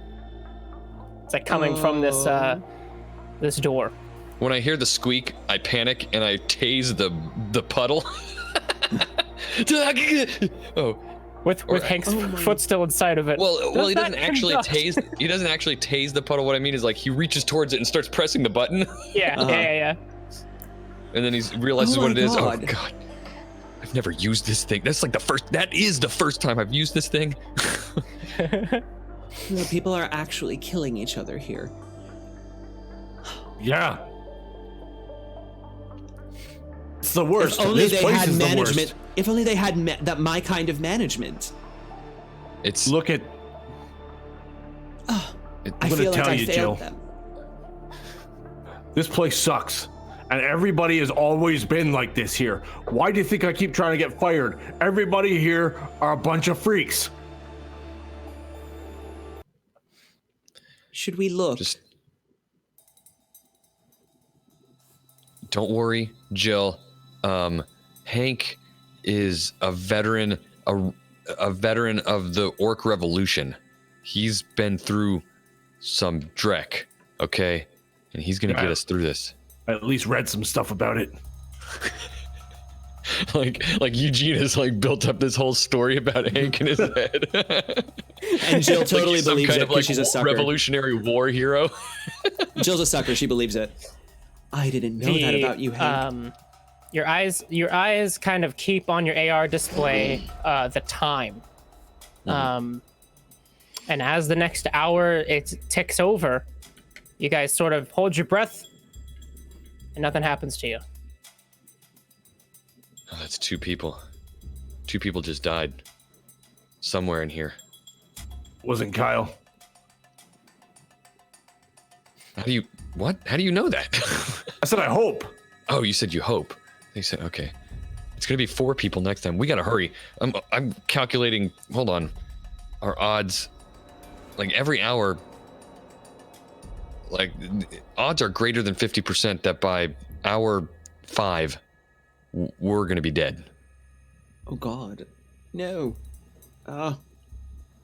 Okay. Right. You see, increasing exponential binary increase is it grows pretty fast. All right. So we need to get going. By then that's what 2 plus 4 plus 8 plus 16 plus 32. That's like almost 100 people. Okay. Yeah, you're Or at least can 70. we not do math? Let's take action. Yeah. Sorry. Doing actuarial work kind of weirdly soothes me. Let's go. All right, you guys begin making your way down the hallway, very dimly lit. You're on edge. Around any corner is a bit of a startle when you make sure that there's no one there. You do come across some blood marks on the wall, and you do find a shoe. It's just like a regular, like dress work shoe, it seems. Pick it up. Anybody recognize this shoe? Someone left a shoe here. Maybe they didn't mean to leave it. Oh, It's tell right me outside. more, detective. I It's don't. right outside one of the elevators. When Hank says that, tell me more, detective, Eugene suddenly feels really embarrassed. and puts the shoe down and keeps walking. Yeah, Jill just has judgy face. Say what? Jill has judgy face. She's like, Oh yeah. Sorry, important. I don't know. I was just getting in the mood. Let's go. The shoe is right outside one of the elevators. Jill quickly presses the button for the elevator. She's just like, All right. get me somewhere now. And you're waiting. I'll give you a dead body in there. Slowly lift Waiting. up my taser. Can you guys give me a perception check? Hank is known for his perception. Yeah, what is that? Just Logic do I plus default to willpower. logic or something? It's Willpower? logic plus willpower. Okay. And How does have- defaulting work in Anarchy? Is it still just -1 or something? There's no defaulting. This is a attribute test. It's logic plus your willpower. Oh, okay. I have an attention. Jill has an attention coprocessor that she got because she was originally diagnosed with ADHD, and then she got this installed so that she can be a better assistant to Dax Bridges. So she gets a +2 to her perception. Oh God. I'm going to spend a plot point for a glitch die. Oh. We haven't rolled any of those yet. Nothing. All right, 3. Are you all comfortable with this level of success? Can I? No. How can I use Edge? Can I use Edge to reroll failures or something? Yes. Okay, well I'm gonna do that and reroll 6 dice to add to. So I have a total of 4 hits. I'm perfectly comfortable with that. Yeah. Okay. All right. You are actually caught by surprise when some blood-covered maniac with a letter opener sprints around the corner and sees you guys, and he just charges. It's that guy! They're over there. He's Jill probably screams. totally dead. So we're surprised, huh? Yeah. So this guy, let's see. You would all. So Jill was pressing the button. I'm gonna say Eugene is probably closest. He comes in and is going to try and stab the shit out of you. So I'm gonna need a dodge He comes in from the test. elevator, or he comes in from around the corner. It's like you guys are making a perception test to hear footsteps charging down the hallway at you.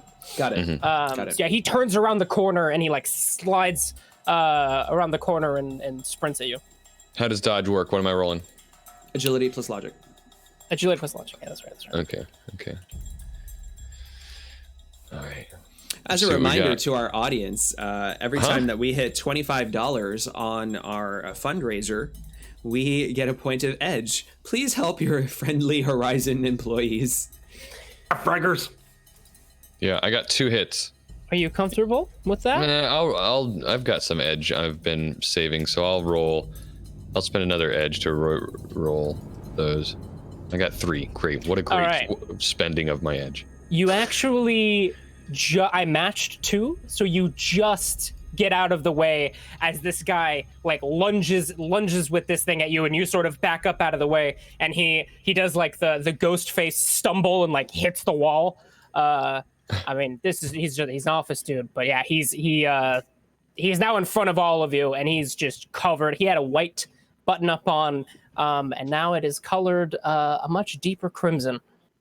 So that was the GM turn. Jill. So Jill's just basic instinct is to yelp and thwack with her tablet. Okay. So like trying to like swat him down, like Gustav, no! Ah! So let's see. So she has an agility of 2, a close combat of 3. So 5 dice. 1 success. I'm spending a point of edge to reroll my failures. Okay. Oh, jeez. Jeez. All right. You get 1 net hit. Oh my god. Okay. That's good. Okay, so let's see, with the tablet, it is 4 physical, so 5 physical damage. Like 5 physical him. damage. Yeah. This guy, as soon as he looks at you, you just crack him on the head with this tablet, and I mean, he's dazed. And he's like holding his head, and he's like, "Oh fuck!" And Jill's now like trembling, like she's just surprised in herself. This is the first time she's ever been physically violent with anyone. Five physical damage. Man, tablets must have gotten really It's thin a hard shell. in the future. It's a hard shelled tablet. I basically use the damage code of a club. Eugene, it is your turn. All right. Clearly, I'm going to use the taser, but I don't have a skill for it. So tell me what to do. Is that would that be Firearms. Firearms? Right. So agility. So do I do like Shadowrun and do a -1 since I'm defaulting, or is it just agility? Defaulting is you just you agility. just roll your agility. Yeah. Okay. How does pre-edging work? So if you pre-edge, it'll make 4s successes, and you get an additional die in your pool. Okay. I need that, so I'm gonna roll for. Oh, nice. We all got I got edge. 3. Hey! Thank I got 3 you. hits. Holy shit! Are you comfortable with that level of success? Yeah, Sorry. with I mean, that's the best Interesting. Eugene is ever gonna do using a taser. So yes. unfortunately, it just I got all successes on. Oh, wow. Yeah. See, but it's just a near miss. You fire, and it hits the wall behind him. And it's one of those tasers, like it's like a stun gun. It like shoots out the. Sure. Yeah. Yeah. And so it like hits the elevator door and kind of slumps. Hank. All right. So, one might think that I would probably knock this guy out. No, I want to wrestle this guy. I want to make this guy squeal. So I'm going to grab a hold of him. And I'm going to try to put him in an armbar. Not that I've ever done that before, but seems like a good idea. All right. Hold on for 1 second. Is it every $25 odds? Because there was 10. Yeah. It was at 65 before you said that. So there's $10. Yeah, so now we're at it. 44.75. So that's an edge. Okay. Yeah. So yes, in $25 we get another edge, and we hit our stretch goal, our $4,500 stretch goal. Let's do it. Double whammy. Oh. And we have we have an hour left on the show, keeping us paced. Paste. I'm going to go ahead and pre-edge it as well. So do it. Oh wow, I can't roll. I believe you are able to edge after a pre-edge once. Yes. All right, I'm gonna go ahead and do that. I mean, there's really no limit to how much you can use edge in Anarchy. All right. That would be 3 hits this time. 3 hits. Gotcha. So not only did I roll 0 successes, but I glitched. Every single one was a 1. Oh, that's not a thing in Anarchy, though. That's not a thing? No, Well, it's only on I would glitch have dice. glitched. You would have glitched. Critical glitch. I would have glitched. It's entirely ones. So this man, you wrestle him. So you're trying to wrestle him. You're trying to just grapple him, or you're trying to also do. Yeah. So essentially, I want to grab his arm, the one that has the letter opener in it, and just crank it, and then like wrestle him to the ground and pretty much make him stop what he's doing. Absolutely. As soon as you grab his arm and give it a little bit of force, he's like and like drops the letter open. And he's on the ground. You got him. All right, now you tell Eugene sorry. Oh, what? I'm sorry. Is that good enough, Eugene? Yeah. Wait, why are you covered in? Why are you attacking us? We only got one name. Clearly, you've killed someone already. This isn't my blood. And so Who else's blood is it? You're just randomly attacking people. Like, was my name on your list? Does it say Eugene Hinkelstein? Your last name's Ankelstein? Look, for all I know, you guys could have had my name. Everyone's around murdering each other. Oh, that's a good idea. That's a good way to make friends in a situation like this. Can you just stop and think about what you're doing for a second? Can you just really just think about it? Yeah, all right. Think I'm about sorry that that you crack on didn't his arm. Yeah, I'm sorry that you didn't have proper management. Proper management would have kept everyone sane. This guy looks back up to Eugene and he says, "You're always telling me that, aren't you, bud?" And it's Bill from IT. Oh, Bill, God, I didn't recognize you through the. Come on, man. Okay, Hank, not to let him go. murder Let him anyone. go. I know this guy. Let him go. Let him go. Yeah, I know him too. Oh my God, Henry, fuck off, please. I hate when people call me That was Henry. not the right thing to say, Bill. And I give it to him now. Pass out. I can't save you now. Hank, I'm sorry. All right, I let him go. Oh, All right. oh. And he like pulls on his wrist, and he just hear like pop, pop, pop, pop, pop. Do you know where the executive offices are, where this guy might be? You know the guy that's talking to us? What, Mix whatever? Yeah, Mix Dawkins? Probably the upper floors? Yeah, that's where I'm thinking. Ooh, That's pretty close to IT. I have a knowledge skill of Horizon's Who's Who. So I might have a good idea of like where those offices might be. Yeah, absolutely. You would know. I mean, being Jax Bridges' assistant, you would know that definitely the executive offices are on the 25th through 27th floor. Mm-hmm. And do I know what's on the 28th through 30th floor? No. Sounds like that's where we need to go. Yeah, this guy's holding. He's like, what? So you're just trying to find Porcelain Face, and you think that you're gonna do what? This has always been your problem, Bill. All right? You don't have any ambition. You're not going anywhere with an attitude like that. All right? Think about what you're gonna say now, Bill.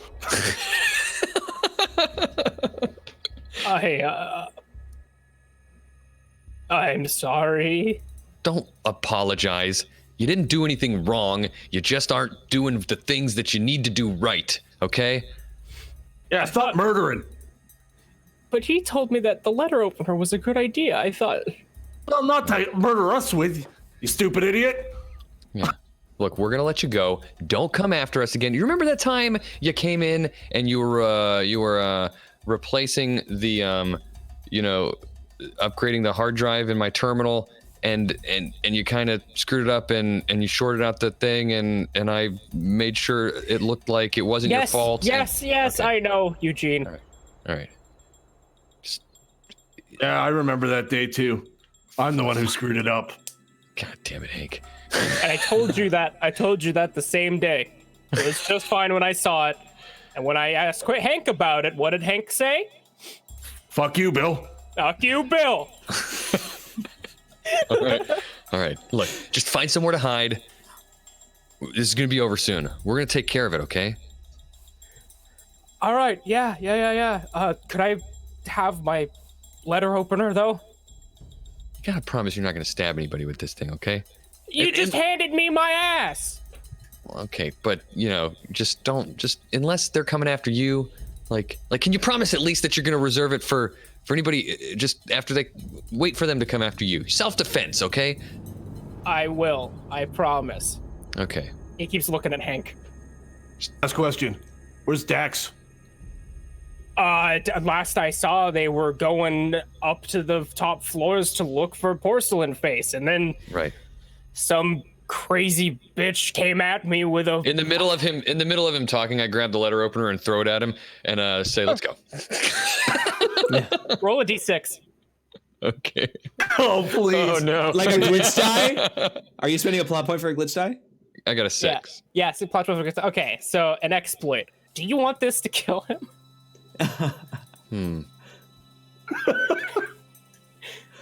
Yeah, I spent a plot point for a glitch die. I feel like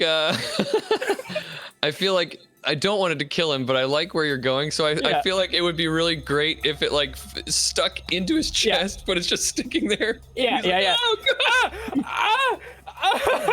Shit! I am sorry. That was awesome. What the hell, Eugene? We can go the the first aid station's over there. Just head over there. We gotta go. We really gotta This is go. why We you don't have don't time for throw this. I'm sharp sorry. objects. What kind of parents did you have? I don't know. I was just getting. Hank kind of got me into a mood. Let's go. Stuck, Bill. Sorry. Goes in the elevator. He's like trying to get it. He's like, ow, ow, ow, ow, ow, ow.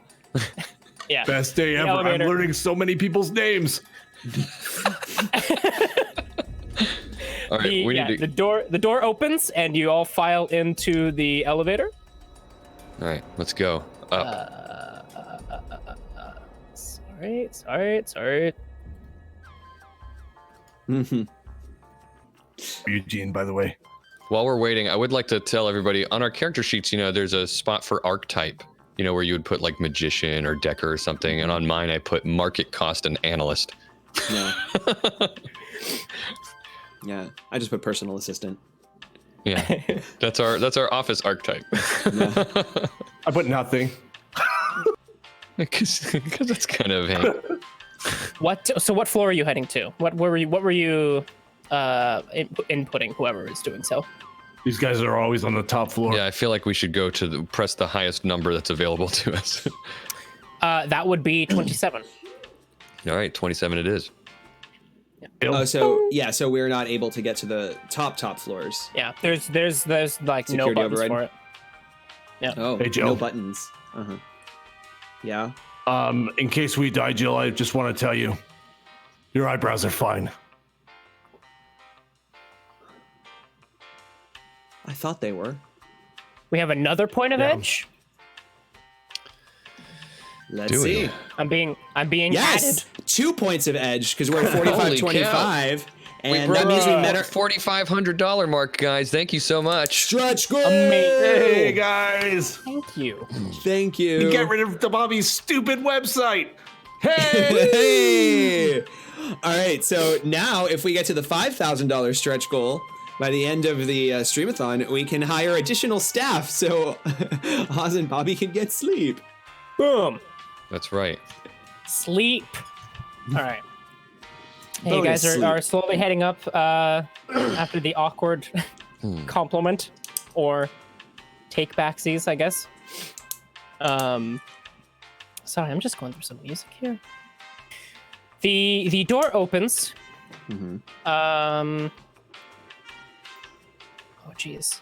Oz, you have an extensive list of music here. Yeah. Oh my lord. Okay. The door opens, and there is just carnage.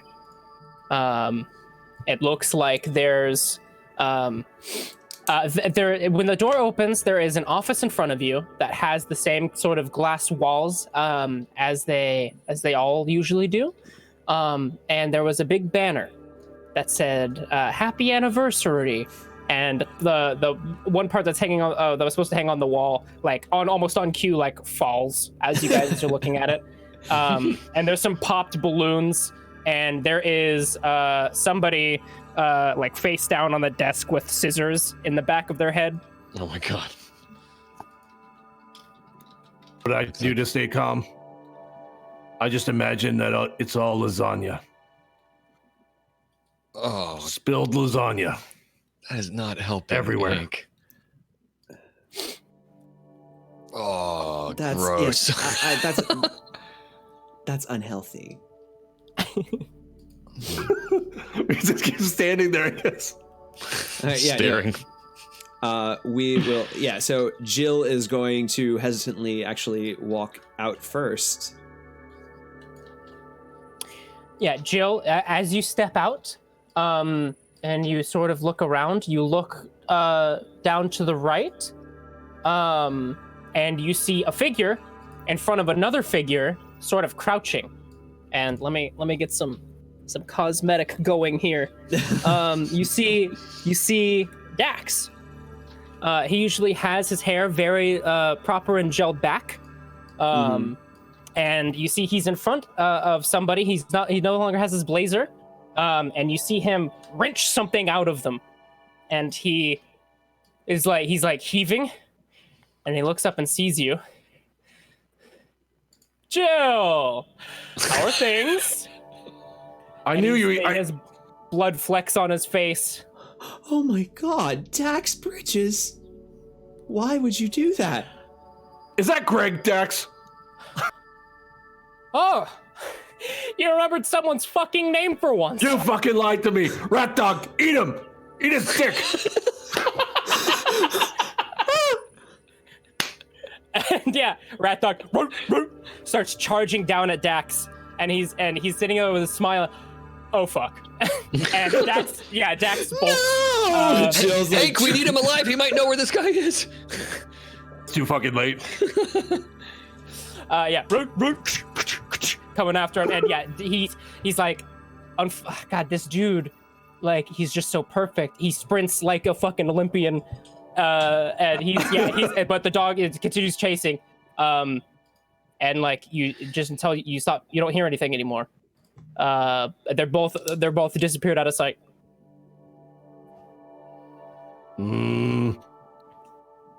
I need to go get Rat Dog. I'm running after my dog. Okay. Yeah, you bolt down. You I bolt need to down go the get hallway. Dax. Past Greg, almost slipping in Greg. And yeah. Hold you, Greg. You guys start heading down. Eugene, are you following suit? Absolutely. Eugene goes everywhere Hank goes at this point. Okay. Yeah, you guys are heading down the hallway, and you're trying to make pace, for the sake of Rat Dog and for one of you, for the sake of Dax. And you get to the point where you start hearing like fumbling, and you turn the corner, and Dax is there with Rat Dog, and they're sort of like squaring off. He looks back to you guys, and he says, Hank, this isn't going to look good for your review. Come on, Dax. Can we just cut the shit with the review? And like once Eugene hears himself say that, he like tries to keep his calm as he hears the words that just came out of his mouth and has surprised himself with what he just said. Now you listen here, Eugene. None of you asked me what went down before you all made assumptions, and you're still listening to this fearmonger. We're Worst manager not. I've ever seen. What are you talking about, Dax? You're the one We're up that's- here. You stabbed Greg. Greg came at me, Jill. I told you I was taking the risk of being on someone else's list. Greg came at me, and Bill bolted. He cut me and my lapel, but thankfully, it was only a small nick in the artery. I assure you I'm fine. Now prove it. Let's see your comm link. Let's see the name they gave you. I'm judging intentions. Yeah, sure. 3 successes. Bet you think I didn't think about that. 3 successes. I'm not gonna roll. He's a fucking psychopath. He's lost it. Jill, sweetie. What's the goddamn name, Dix? Dax. Wait, what are you asking him? What Name that's on the comm link. Yeah, what name he His own got? comm link? Yeah, the one that you got sent. He pulls it out and shows you, and it says Jill. Oh, Okay, so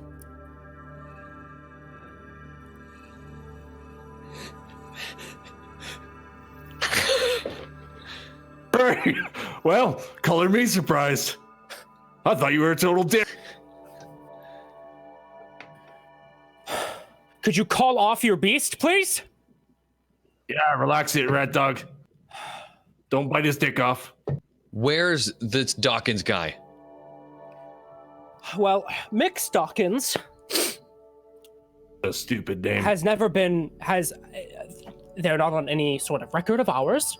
They are nowhere to be seen. And the elevators only go up to the 27th floor. There's got to be a way to get to the 28th through 30th floor. Did you try the stairs? No, nobody takes the stairs. Hell takes the stairs these days. Was this the Orc Underground? Well, there's stairs to the top floors. And as I was explaining that to the others, Greg went ballistic. Yeah, I don't blame him. What are you talking about? The stairs. Come on, man. Eugene? Eugene, that's really dumb. Thank you, Hank. All right. I guess we gotta take the stairs. Thanks for talking me down, Hank. Jill Eugene. like jams a finger towards Dax and says, "You stay the fuck back, Dax. Just stay the fuck back." Jill. I feel so ashamed to be your assistant. Okay. We need Dax's help to go talk to the Dawkins guy. Jill, I got your name. And I didn't ask you to come with me. Yeah. I think he was looking out for you.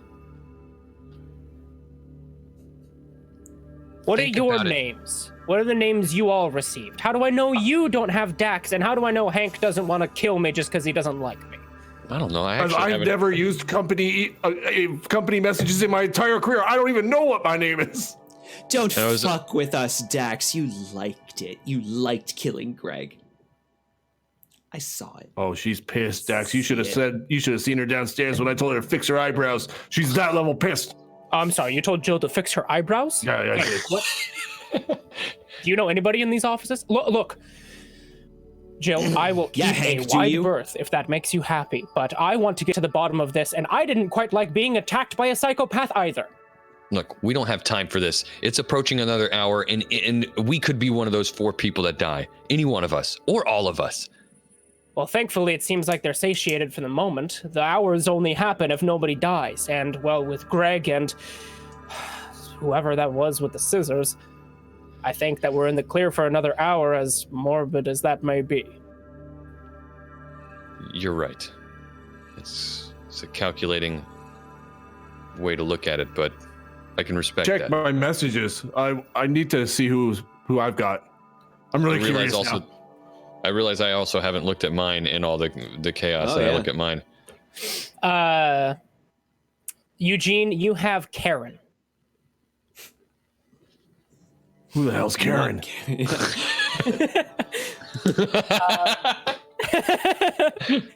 And Hank, if someone checks his, Hank received Ben. Mm-hmm. And Jill, she received Doug. Doug from PR was her target. Okay. And almost as off on cue, you guys have your them in front of you, and you see the names Ben and Doug get crossed off, and then a new name pops up. Oh, whoa. One of them says for Hank, it says Jill, and for Eugene, it says Dax. Hey, Jill's work here. So mine said Ben. No, mine said mine said Karen. I don't know who that is, and I put my comm link away. Dix, I got Jill too. Twinsies. Wait, so multiple people are getting the same quarry? I guess it's getting whittled down. It's foolish to even look at these names. We're running out of time. Let's go. He's right. Jill, just remember what I said earlier. I don't want to be promoted. Yeah. You know better than anybody, Jill. This guy's been trying to get fired since we all went through orientation together. Yeah. You know what, Yeah. Hank? Mm-hmm. When we get through this, you're fucking fired, all right?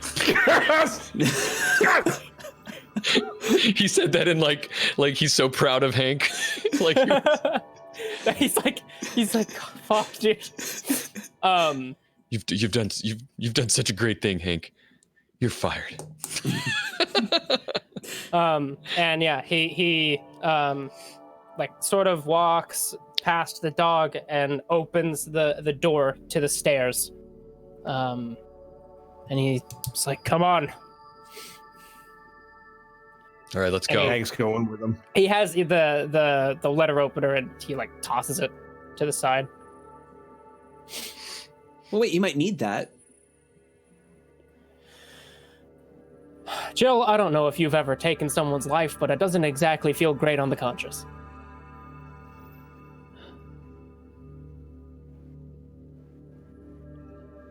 Start to Google, or I look back up at my notes about crisis psychology. Yeah, he motions for everyone to go through. He like fixes his hair a bit, but like when he does, he like basically smears more blood in it, and so like his gel is just kind of mishmashed with Greg. Yeah. Hey, Dax. Yeah. Yes. You've got some red on you.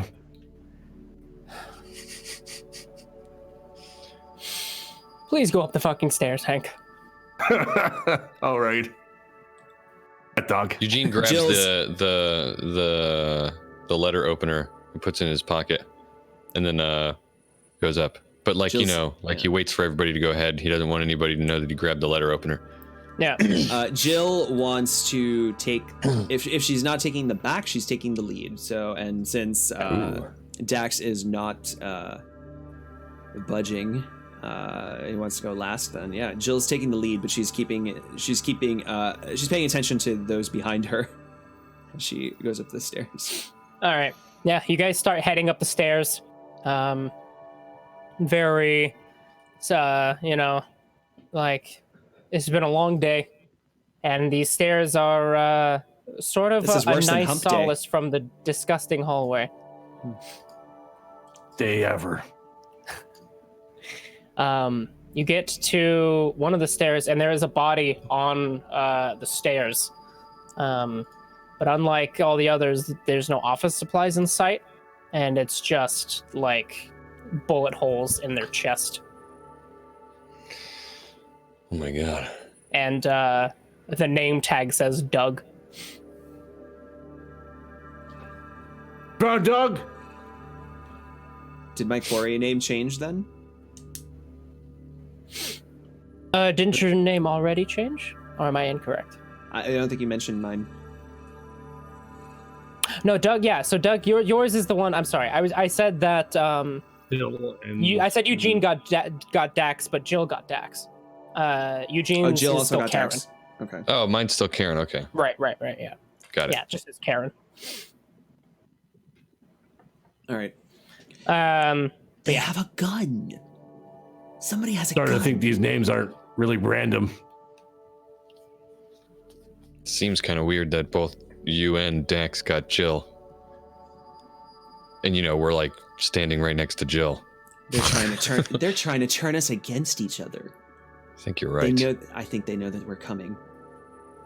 Maybe this Or- is like a psychological experiment. Maybe you didn't get McLovin a steak lunch.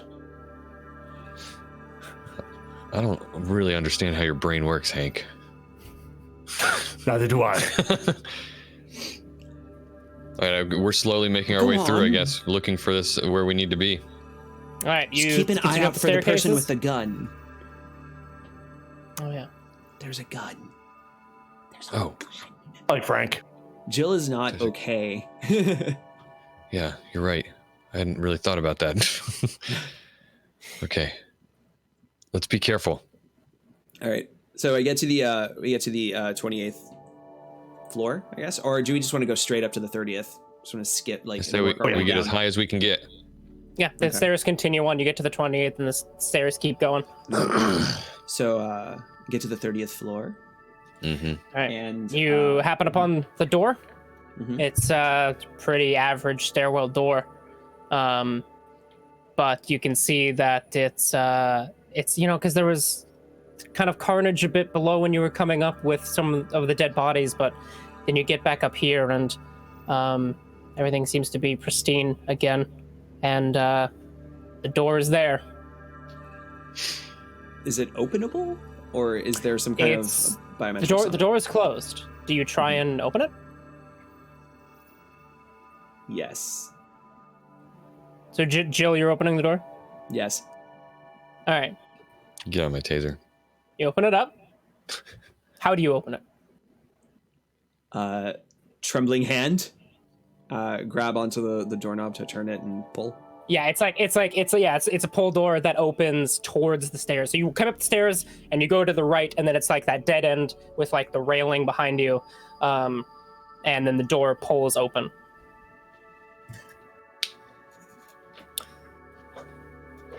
All right. And what do I see? So you open up the door. And can you give me a dodge test at a -2? Oh, okay. Pre-edge. Right, yeah. You know what? Yeah, we've got all this edge. Let's use it. Pink. Willpower plus logic with a bonus die, and 4 is count. 5 successes. So that's 5. Yeah. Wow. Nice roll. I'm going to use some of my own edge. Ah. For the first time tonight. Sorry, my math is doing it. Okay. Let's... Is this music change okay? Comfortable with that level of success. You got how many? 5. 5? Okay. You open the door and everyone else, well, you all hear the sound of automatic fire. But Jill gets hit with it. Wow. And I am sort of a dummy, and don't know exactly the damage dice for submachine guns. 6 but you physical. receive 1 net hit. All right, so I take 7 damage. That's how much? 7. 7. So that just tears. Yeah, that tears through my actioneer business clothes and does 1 point of physical damage to me. All right. Yeah. She opens up the door, and as you all are following behind her, you just hear it's not like the cacophony of fire you might expect, but it's like, and she's riddled with bullets. And I back up against the banister that's blocking the stairs, and I just ow. Jill! And Okay, Jill, okay. when you manage to, so do you let go of the door? Yeah. And the door slowly starts closing again. It's one of those doors. And as you get your bearings a bit, just like as you look back up, you see like a figure knelt down, and like the red beam of a dot sight as it closes back again. Who is it? Who are you? No answer. God damn it, who are you? Stop shooting! Oh my god, I've never been shot before. Ow. Dax is like, my god. To be a big goddamn hero. Hank, don't do anything stupid. All I do is stupid things. I'm right behind you. It's Hank. on. Fuck those guys. Maybe. And I'm ready to throw it down. All right, so I'll go and turn order here. I will spend a plot point to move Hank up since he is taking the initiative, and I will move Jill to the bottom since she was just fucking ruined. So, Hank. Yeah.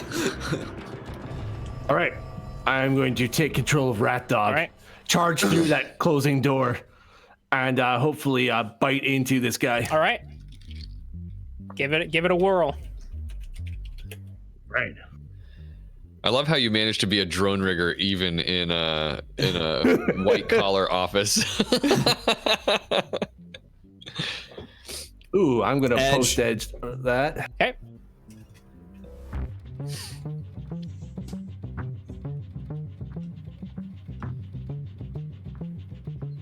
So that would be 3 successes in total. All right, you got 2 net hits.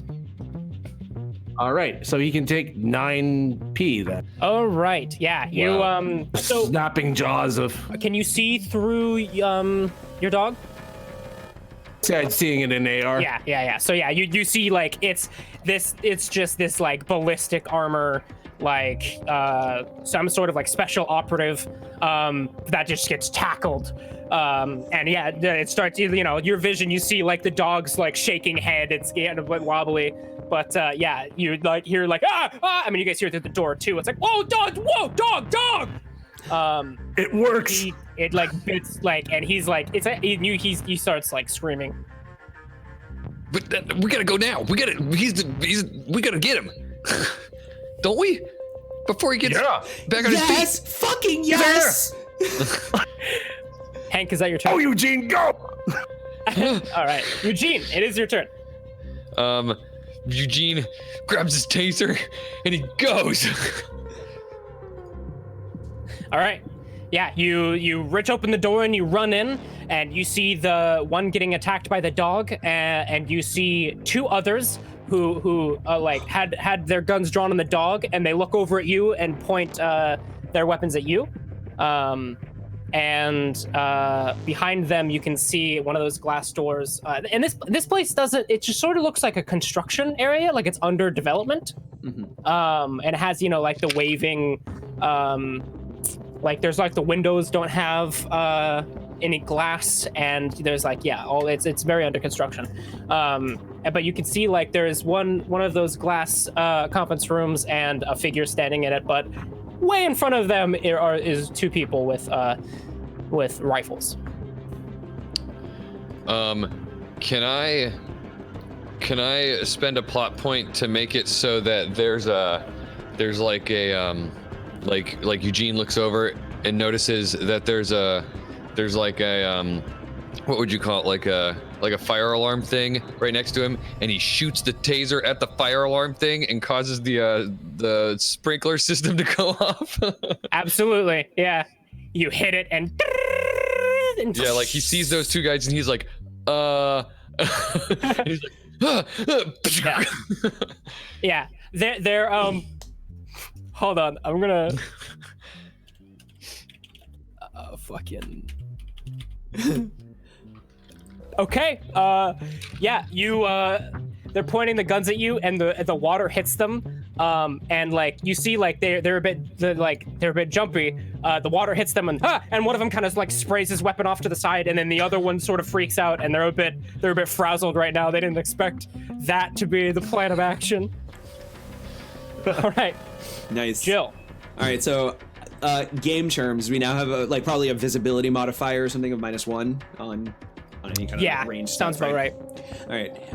Well, I only have a tablet and I've been shot, but it's frisbee that motherfucker. Yeah, but no, this needs to stop now, right? So she's hearing all of that gunfire. I don't know if Jill would throw herself into that situation. So, I think Jill is going to... Ooh, I know. I'm going to spend a plot point to say that Dax is also carrying one of those like hard shell tablets. Yep. And she looks at Dax and says, "Can I borrow your tablet?" Absolutely. And he hands it to her. Grabs it. All right. And now she's gonna run in with both tablets because she is ambidextrous. Her experience with juggling multiple things and doing several things at once for Dax has allowed her to be ambidextrous, so she gets +2 to melee weapon attacks as she bolts in and just helps finish off the person that's being just basically runs towards where the dog is and says, "Get down, you piece of shit!" All right. Okay, so agility plus 5 and 7 with ambidextrous. Okay.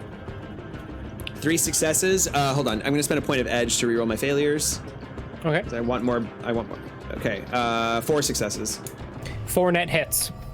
Oh, that's I'm rolling like shit. That's 8 physical damage.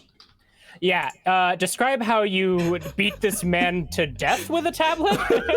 With 2 tablets. She just like, she basically just goes in and fucking like smashes him over and over, like with like cymbal crashing, basically like bam, bam, and his head just like slowly caves in and and falls down. And she's just covered in more blood now. And she's like, she just tries to find cover. Give yourself a pop. Sprinklers are on. Thank you. Yeah, the sprinklers. Yeah, like she was already drenched in blood, and now all of you are like soaking wet. Yeah. I love it. All right. Wow. Gross. So the 2 operatives, they're sort of stunned, and then they see someone just get beaten to death. So one of them is going to fire at Jill, and one of them is going to fire at Rat Dog. Right? Rat Dog. Is that? Yeah. Did I get the name right? Yeah. Okay. So Jill first. Defense. Do a defense test for both of them. Mm-hmm. 2 successes. Let me spend a point of edge because I don't want to go down. 3 successes. Okay. Mm-hmm. Fucking. I'm post-edging that. Yeah. I cannot roll tonight. Wow, still. I'm down to 1 edge. Audience. Did you need me to roll something? No. You are not being attacked currently. Okay. All right. So, Jill, these bullets just go whizzing past you. You manage to get duck and covered well enough. So automatic weapon fire is 6 damage, right? Base. Yeah. So, Hank, you are not so lucky. This weapon fire hits you, and you take 8 physical damage. Or hits the Rat Dog, right? Yeah, Rat Dog, right, sorry. I think that's the end of Rat Dog. What a good dog. Shit. Yeah, so you're not sure why you programmed pain noises, but you hear like the yelp of Rat Dog as a spark like takes off of its head and Rat Dog crumbles.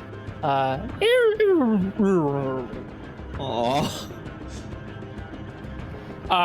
And you killed my dog. Oh god.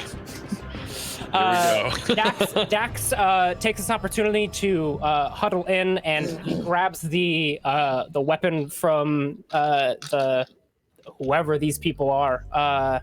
He grabs the automatic weapon and he points it at one of the agents and just fires. And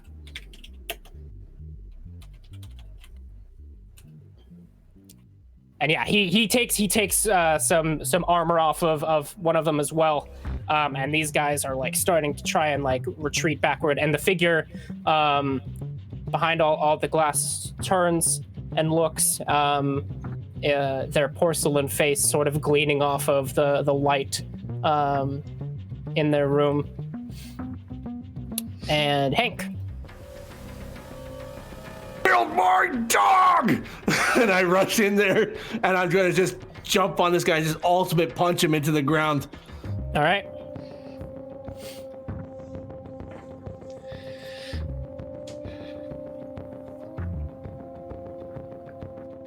All right, here you go. I'm gonna pre-edge that one. Oh yeah, now we're talking. That's 5 successes. Or actually Okay. 6 successes because of pre-edge. All right. Yikes. So that's 4 net hits. All right, and my knuckled hands. So that would be 8p. Yeah, describe how you beat this man to death. Right, so I leap on him and I'm ultimate punching, and I'm just punching him with both fists until I cave his helmet in. Yeah. Then I look over at the other one. Yeah, he had his gun trained on Jill, and now you just see it. He had it over here, and he looks, and now he just switches it to you real quick. All right, Eugene. Eugene is just going to take out his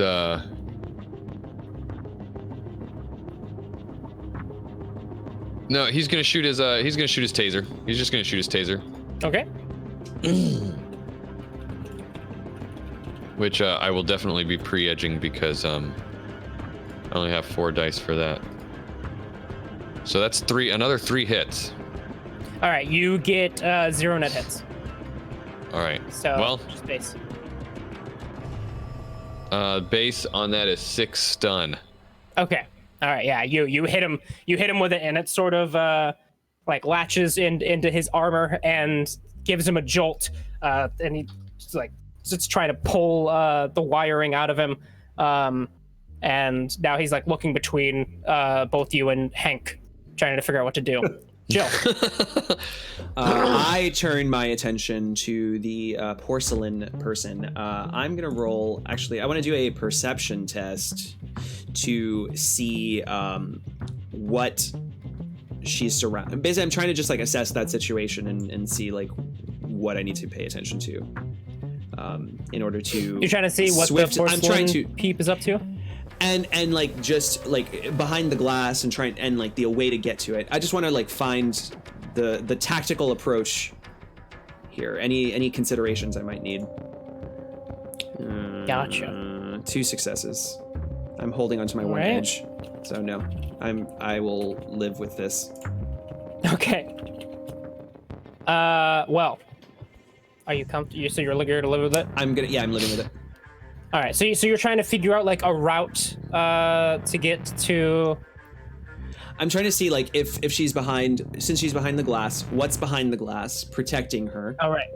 As well as how do I get into that room? Well, chat, I won by 1. What sort of implementations are behind the glass that are protecting Mix Dawson? Oh man. Dawkins, thank you. There's been a lot of names. Mm-hmm. Mix Dawkins. What weaponry and or implementations are protecting Mix Dawkins? I will say that they are sort of holding their hands behind their back and just, they have their head cocked at the whole situation, and then they move their hand forward and start swiping at something.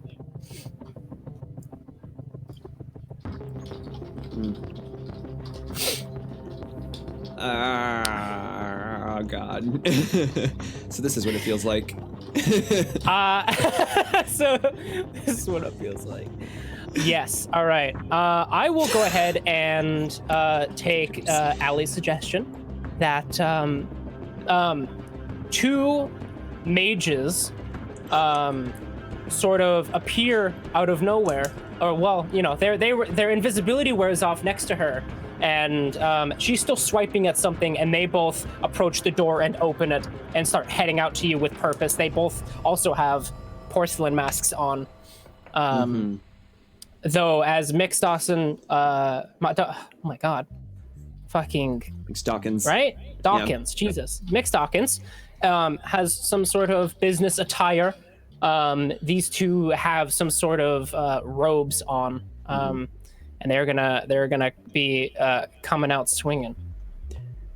Mages incoming! They have fucking mages. Dax Bridges is going to assess that situation, seeing everything coming, and he has the gun pointed at them, and then he's in desperation. He looks over to Jill, and he says, "Jill, I have to confide in you in something. I don't know why you didn't ask me why I had your name. You know that the announcement said that you get additional names after you perform a kill, right?" What are you trying to say, Dax? You're too trusting, Jill, and you've known me for a year. Also, I hated that coffee. And he turns the SMG to you. and he pulls the trigger.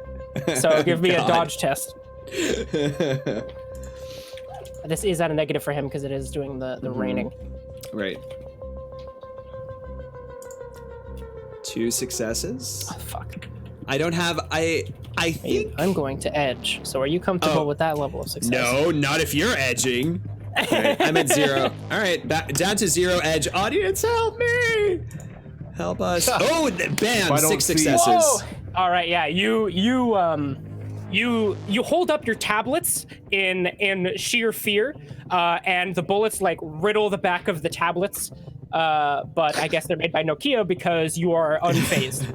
If I don't see Jill spike Dax in the head with a stiletto. All right. And the remaining agent is going to, he's looking for 2 of them. The what? Yeah, Hank just beat someone to death with his bare hands, and Eugene shot a fire alarm. So he's gonna point it at Hank. That awesome music stopped. The awesome just music refresh. stopped? No, it's still working for me. I Just still hear refresh your roll 20 if it happens. Here, let me. I want to switch it anyway. So give me a dodge test there, Hank. I don't want to. Well, all right, give me a second here. Sorry, dodge was 4. Sorry, it was agility plus logic. I'm like furiously refreshing our fundraiser page. Man, I'm gonna post edge that. I don't want to get shot. Running out of edge soon too. Are you changing music, Trav? Yeah. Okay. So I still only get 2 hits out of that. So, all right. So 2. All right. So that is 9 physical damage. Ow! Blows right through my actioneer armor myself and wounds me quite severely. Oz, you know your music track. Can you pick something with combat and danger? That one that was just on, that was wicked. Yeah, Oz knows. I it's someone else's like sorting list. I can't get. Yeah. All right, yeah. So you get riddled with bullets, and it is now your turn. All right. Well, I'm still seeing red, so I get shot. I take a step back before charging at this guy, and I'm going to try to do the exact same thing I did to his friend to him. All right.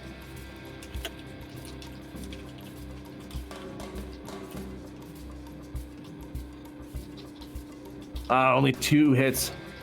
You actually get 1 net hit. Like I said, my nice. rolls have been fucking awful. Fortunately, it is only Nux, so it is only 5 physical damage. 5 physical. Yeah. And then he was hit with stun earlier, and the physical. You know what? Just describe how you beat the shit out of him. All right. So my plan was to just knock his head in, but that kind of goes sideways. I knock him to the ground, and I'm just too clumsy to mount him, so I just start like axe punching him in the chest until his chest caves in. Yeah, you brutally, like, just hearing the crunching of this man's chest plate as he just stops moving. And Hank is just as psychotic as everyone thought he was. Eugene! I am going to I'm gonna pull out the letter opener that I got and lunge at Dax. Okay. And try to stab him in the back. That would be close combat, right? Yes. So if you have close combat, yeah, but if you don't, it would be agility. Yeah, I do because Eugene has been taking the lunch and learns on close combat that Horizon offers. So I'm gonna do that. I'm also gonna pre-edge that and see what happens. So that'll be 5 dice. Let's roll. That's 4 hits. 4 hits. Are you comfortable Yeah. with this level of success? I think so. I'm coming at him from behind. I'm hoping that'll help. Oh, you know what? No, all right. Yeah, he, you barely missed him. I beat you by 1. But he has it pointed at Jill, and Jill sees his eyes sort of flick to the side, and you come careening at him, and he moves out of the way super quickly, and his hair gets all messed up again, and he just looks like a fucking psycho with this gun. And he says, Eugene, your name's not on anyone's list. You can just leave. I'm not letting you do this to Jill. Jill, it's your turn. Excellent. Jill is just going to barrel full force at Dax. Like, she is this stout little woman in heels. She just like, she just rips off her heels so that she can lunge quickly and just like, tablets. Yeah. 7, 9 dice. I have no edge, so this is gonna have to be it. 2 successes. You got 0 net hits. All right, so just base damage. 4 Base damage.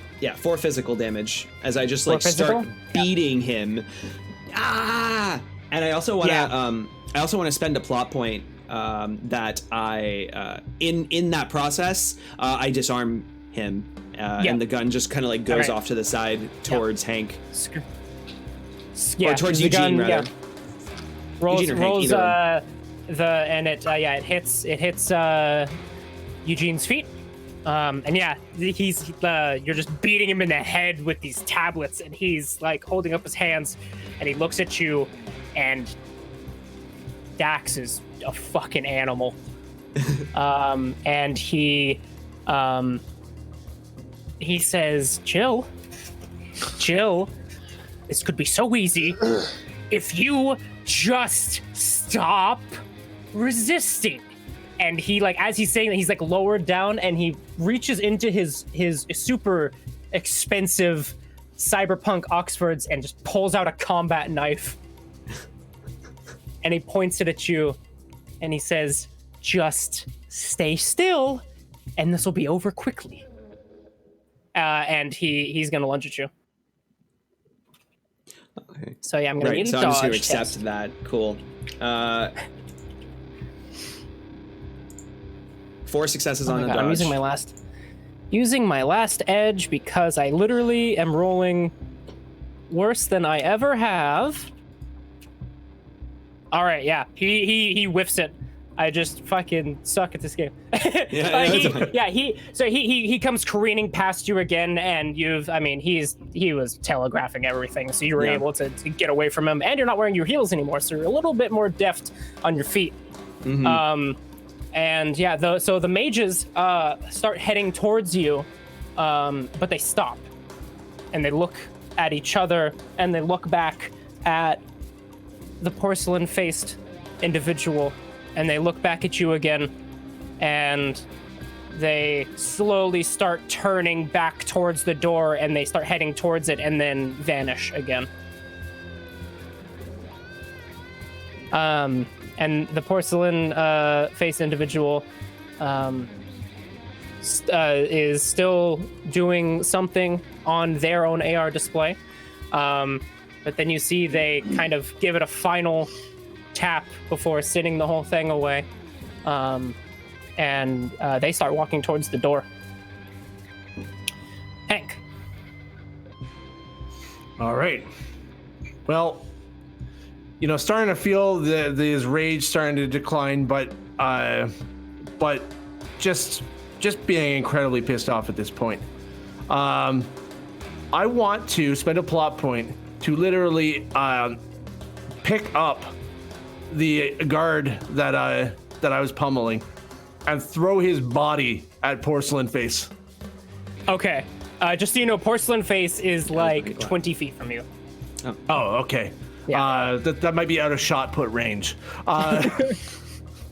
Dax.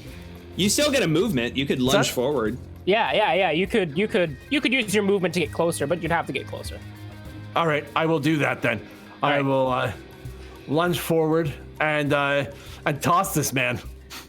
All right. Give me a strength. Right. Unless you have improvised throwing weapons. Not. But I will pre-edge this. I only have 2 edge left, so. Oh my god. All right, well. Used all my edge. It's all right. We need to kill this guy anyway. Yeah. It will be 5 hits. 5. Yeah, you get 4 net hits. How much damage do you think a body does? I would use it as the same as a club, so your strength divided by 2 plus 2. Okay. So that would be 9 people. Jesus Christ. So Mix Dawkins opens the door and takes a step out, and then this armored dead body slams into them, and like their hand is still on the door, and the door wrenches back shut as they fly back into the room. Dead body on top of them. Oh my god! Jesus Yes. Yes. All right, Eugene. I can't believe that actually worked. All right, I'm gonna try again to stab what's his name? Dax. Use my last point. Bridges. Yeah, Dax. Use my last point of edge to pre-edge on this. Here we go. Bam! 5 hits. Jesus. You know what? How much damage is that total if you got all hits? How much would it be? I don't have the weapon. I just what do you? Oh, so it was letter the SMG? No, it was the letter opener that I had. The letter opener. That would be so a knife? just like a regular knife. All right? Yeah. So strength. Sure, strength divided by 2 plus 1. Yeah. And in this case, plus. So that would be 2. That would be 2 physical plus this. I guess the 5 8. hits I got. So 6. 8. 6 Really. physical. Yeah. Describe how you letter open Dax Bridges. His letter open. Yeah, His when he throat. pulled out the combat knife to lunge at Jill, and he missed the first time. You know, he's trying to get to save Jill, and he's he collects himself, sees the combat knife that he pulled out, and he like furrows his eyebrows and looks shocked, and he says, he says, combat knives are against corporate policy. And he stabs him in the side of the throat. Yeah, you stab him in the throat, and he starts gurgling on his own blood, and he drops the combat knife, and his hand reaches up to the letter opener, and he just stares at you, and his pure white teeth are now just covered in red, and his hand reaches up to you. Yeah? He says, and then Eugene says, before he can say anything, he says, I'll stop you there. You can't fire me. I quit. Dex holds up his hand. It gives you a downvote. Oh, damn it! He can't fire me now! Yeah, he falls backward, just hits the ground. Pool of blood. All right, Jill. I'll say that you guys are now like absolved of turn order. Yeah. Mix is pushing the body off of them. Hank, get that son of a bitch. Jill kicks the SMG over to Hank. Stands up, seeing I guess probably Mix Dawkins trying to stand up from having had a body lobbed at them, sorry, and then goes, "How are things? Did we pass your test?" You cut out a bit there. What did you say? How are things? Did we pass your test? Are we done here? Yeah. Oh yeah. Opens- Did we pass your test? That's what you said. Okay. Mm-hmm. Yeah. Max opens the door. I don't appreciate this shit. And like points at the dead body.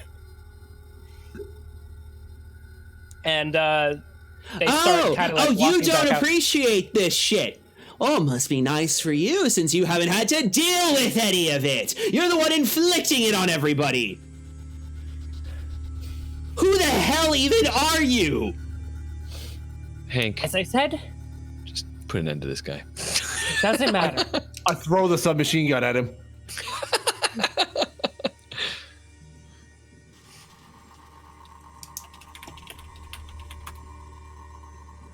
You throw the submachine gun, and they just catch it.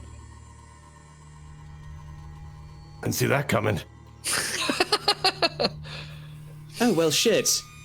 And they drop it on the ground. Look, we were going to congratulate the final victor with a position among the elites of Horizon. So, I will give you one last offer. Whichever one of you is left standing will get a position that will make you wealthy, skilled, and wanting for naught the rest of your lives. But only one of you can have it, and almost everyone left in the building is dead. Kyle. Yes. Kyle. So, and they point to the combat knife and letter opener and say, if you'd like to take my offer, feel free to kill the other two. I don't even want this job. And I just told my Yeah. boss that I quit, so. I quit too. Well, aren't you imbeciles just perfect? Tell you what. No. And I'm running at him now. You're gonna find me on that fancy little chart. Code 76. And you're sprinting at, and everything kind of goes in slow motion. Was someone trying to say something as Hank was running? It's long past now. All right. Yeah, so Hank is running, and Nick Stockins just doesn't even look at him and just looks just empty and says, I hate my job. And their head implodes. And they fall to the ground. And Hank stops. I assume. Oh yeah. Actually, he finally has something in common with McLovin. I hate my job too. Hank's head explodes. Damn it! Oh, Or no. implodes, sorry. Oh, God. I start running. Eugene's head implodes. Oh, R.I.P. Jill.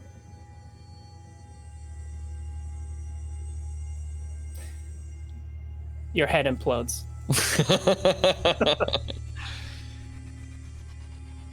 And that's all. Jill, do you have any final words?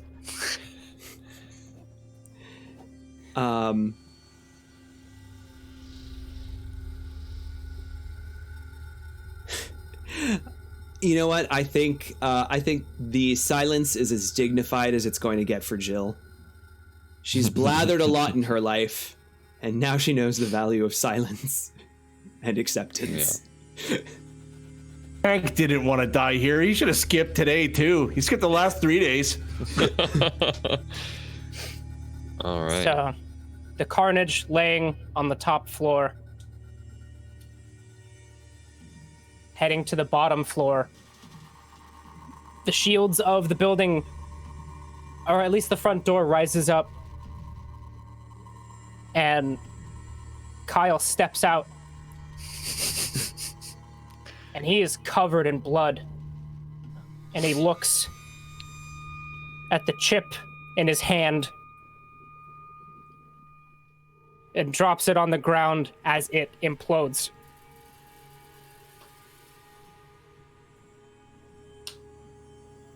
What the fuck? And that'll be it. For tonight's episode of Join the Anarchy. All right, good job, Trav. Big time. That was good. That was good. Love that it. was a ton of fun. Thank you guys for Yes. Great work. for helping us out so much with that, getting us past the $4,500 mark to $4,525. We are almost on time. We're about 10 minutes after the time that we're supposed to go in, so I'm gonna wrap us up slightly quickly, unceremoniously, hopefully not, but because we got some people waiting for the next show. But Trav, that was awesome. Yes. Thank you. You did it. I really enjoyed that.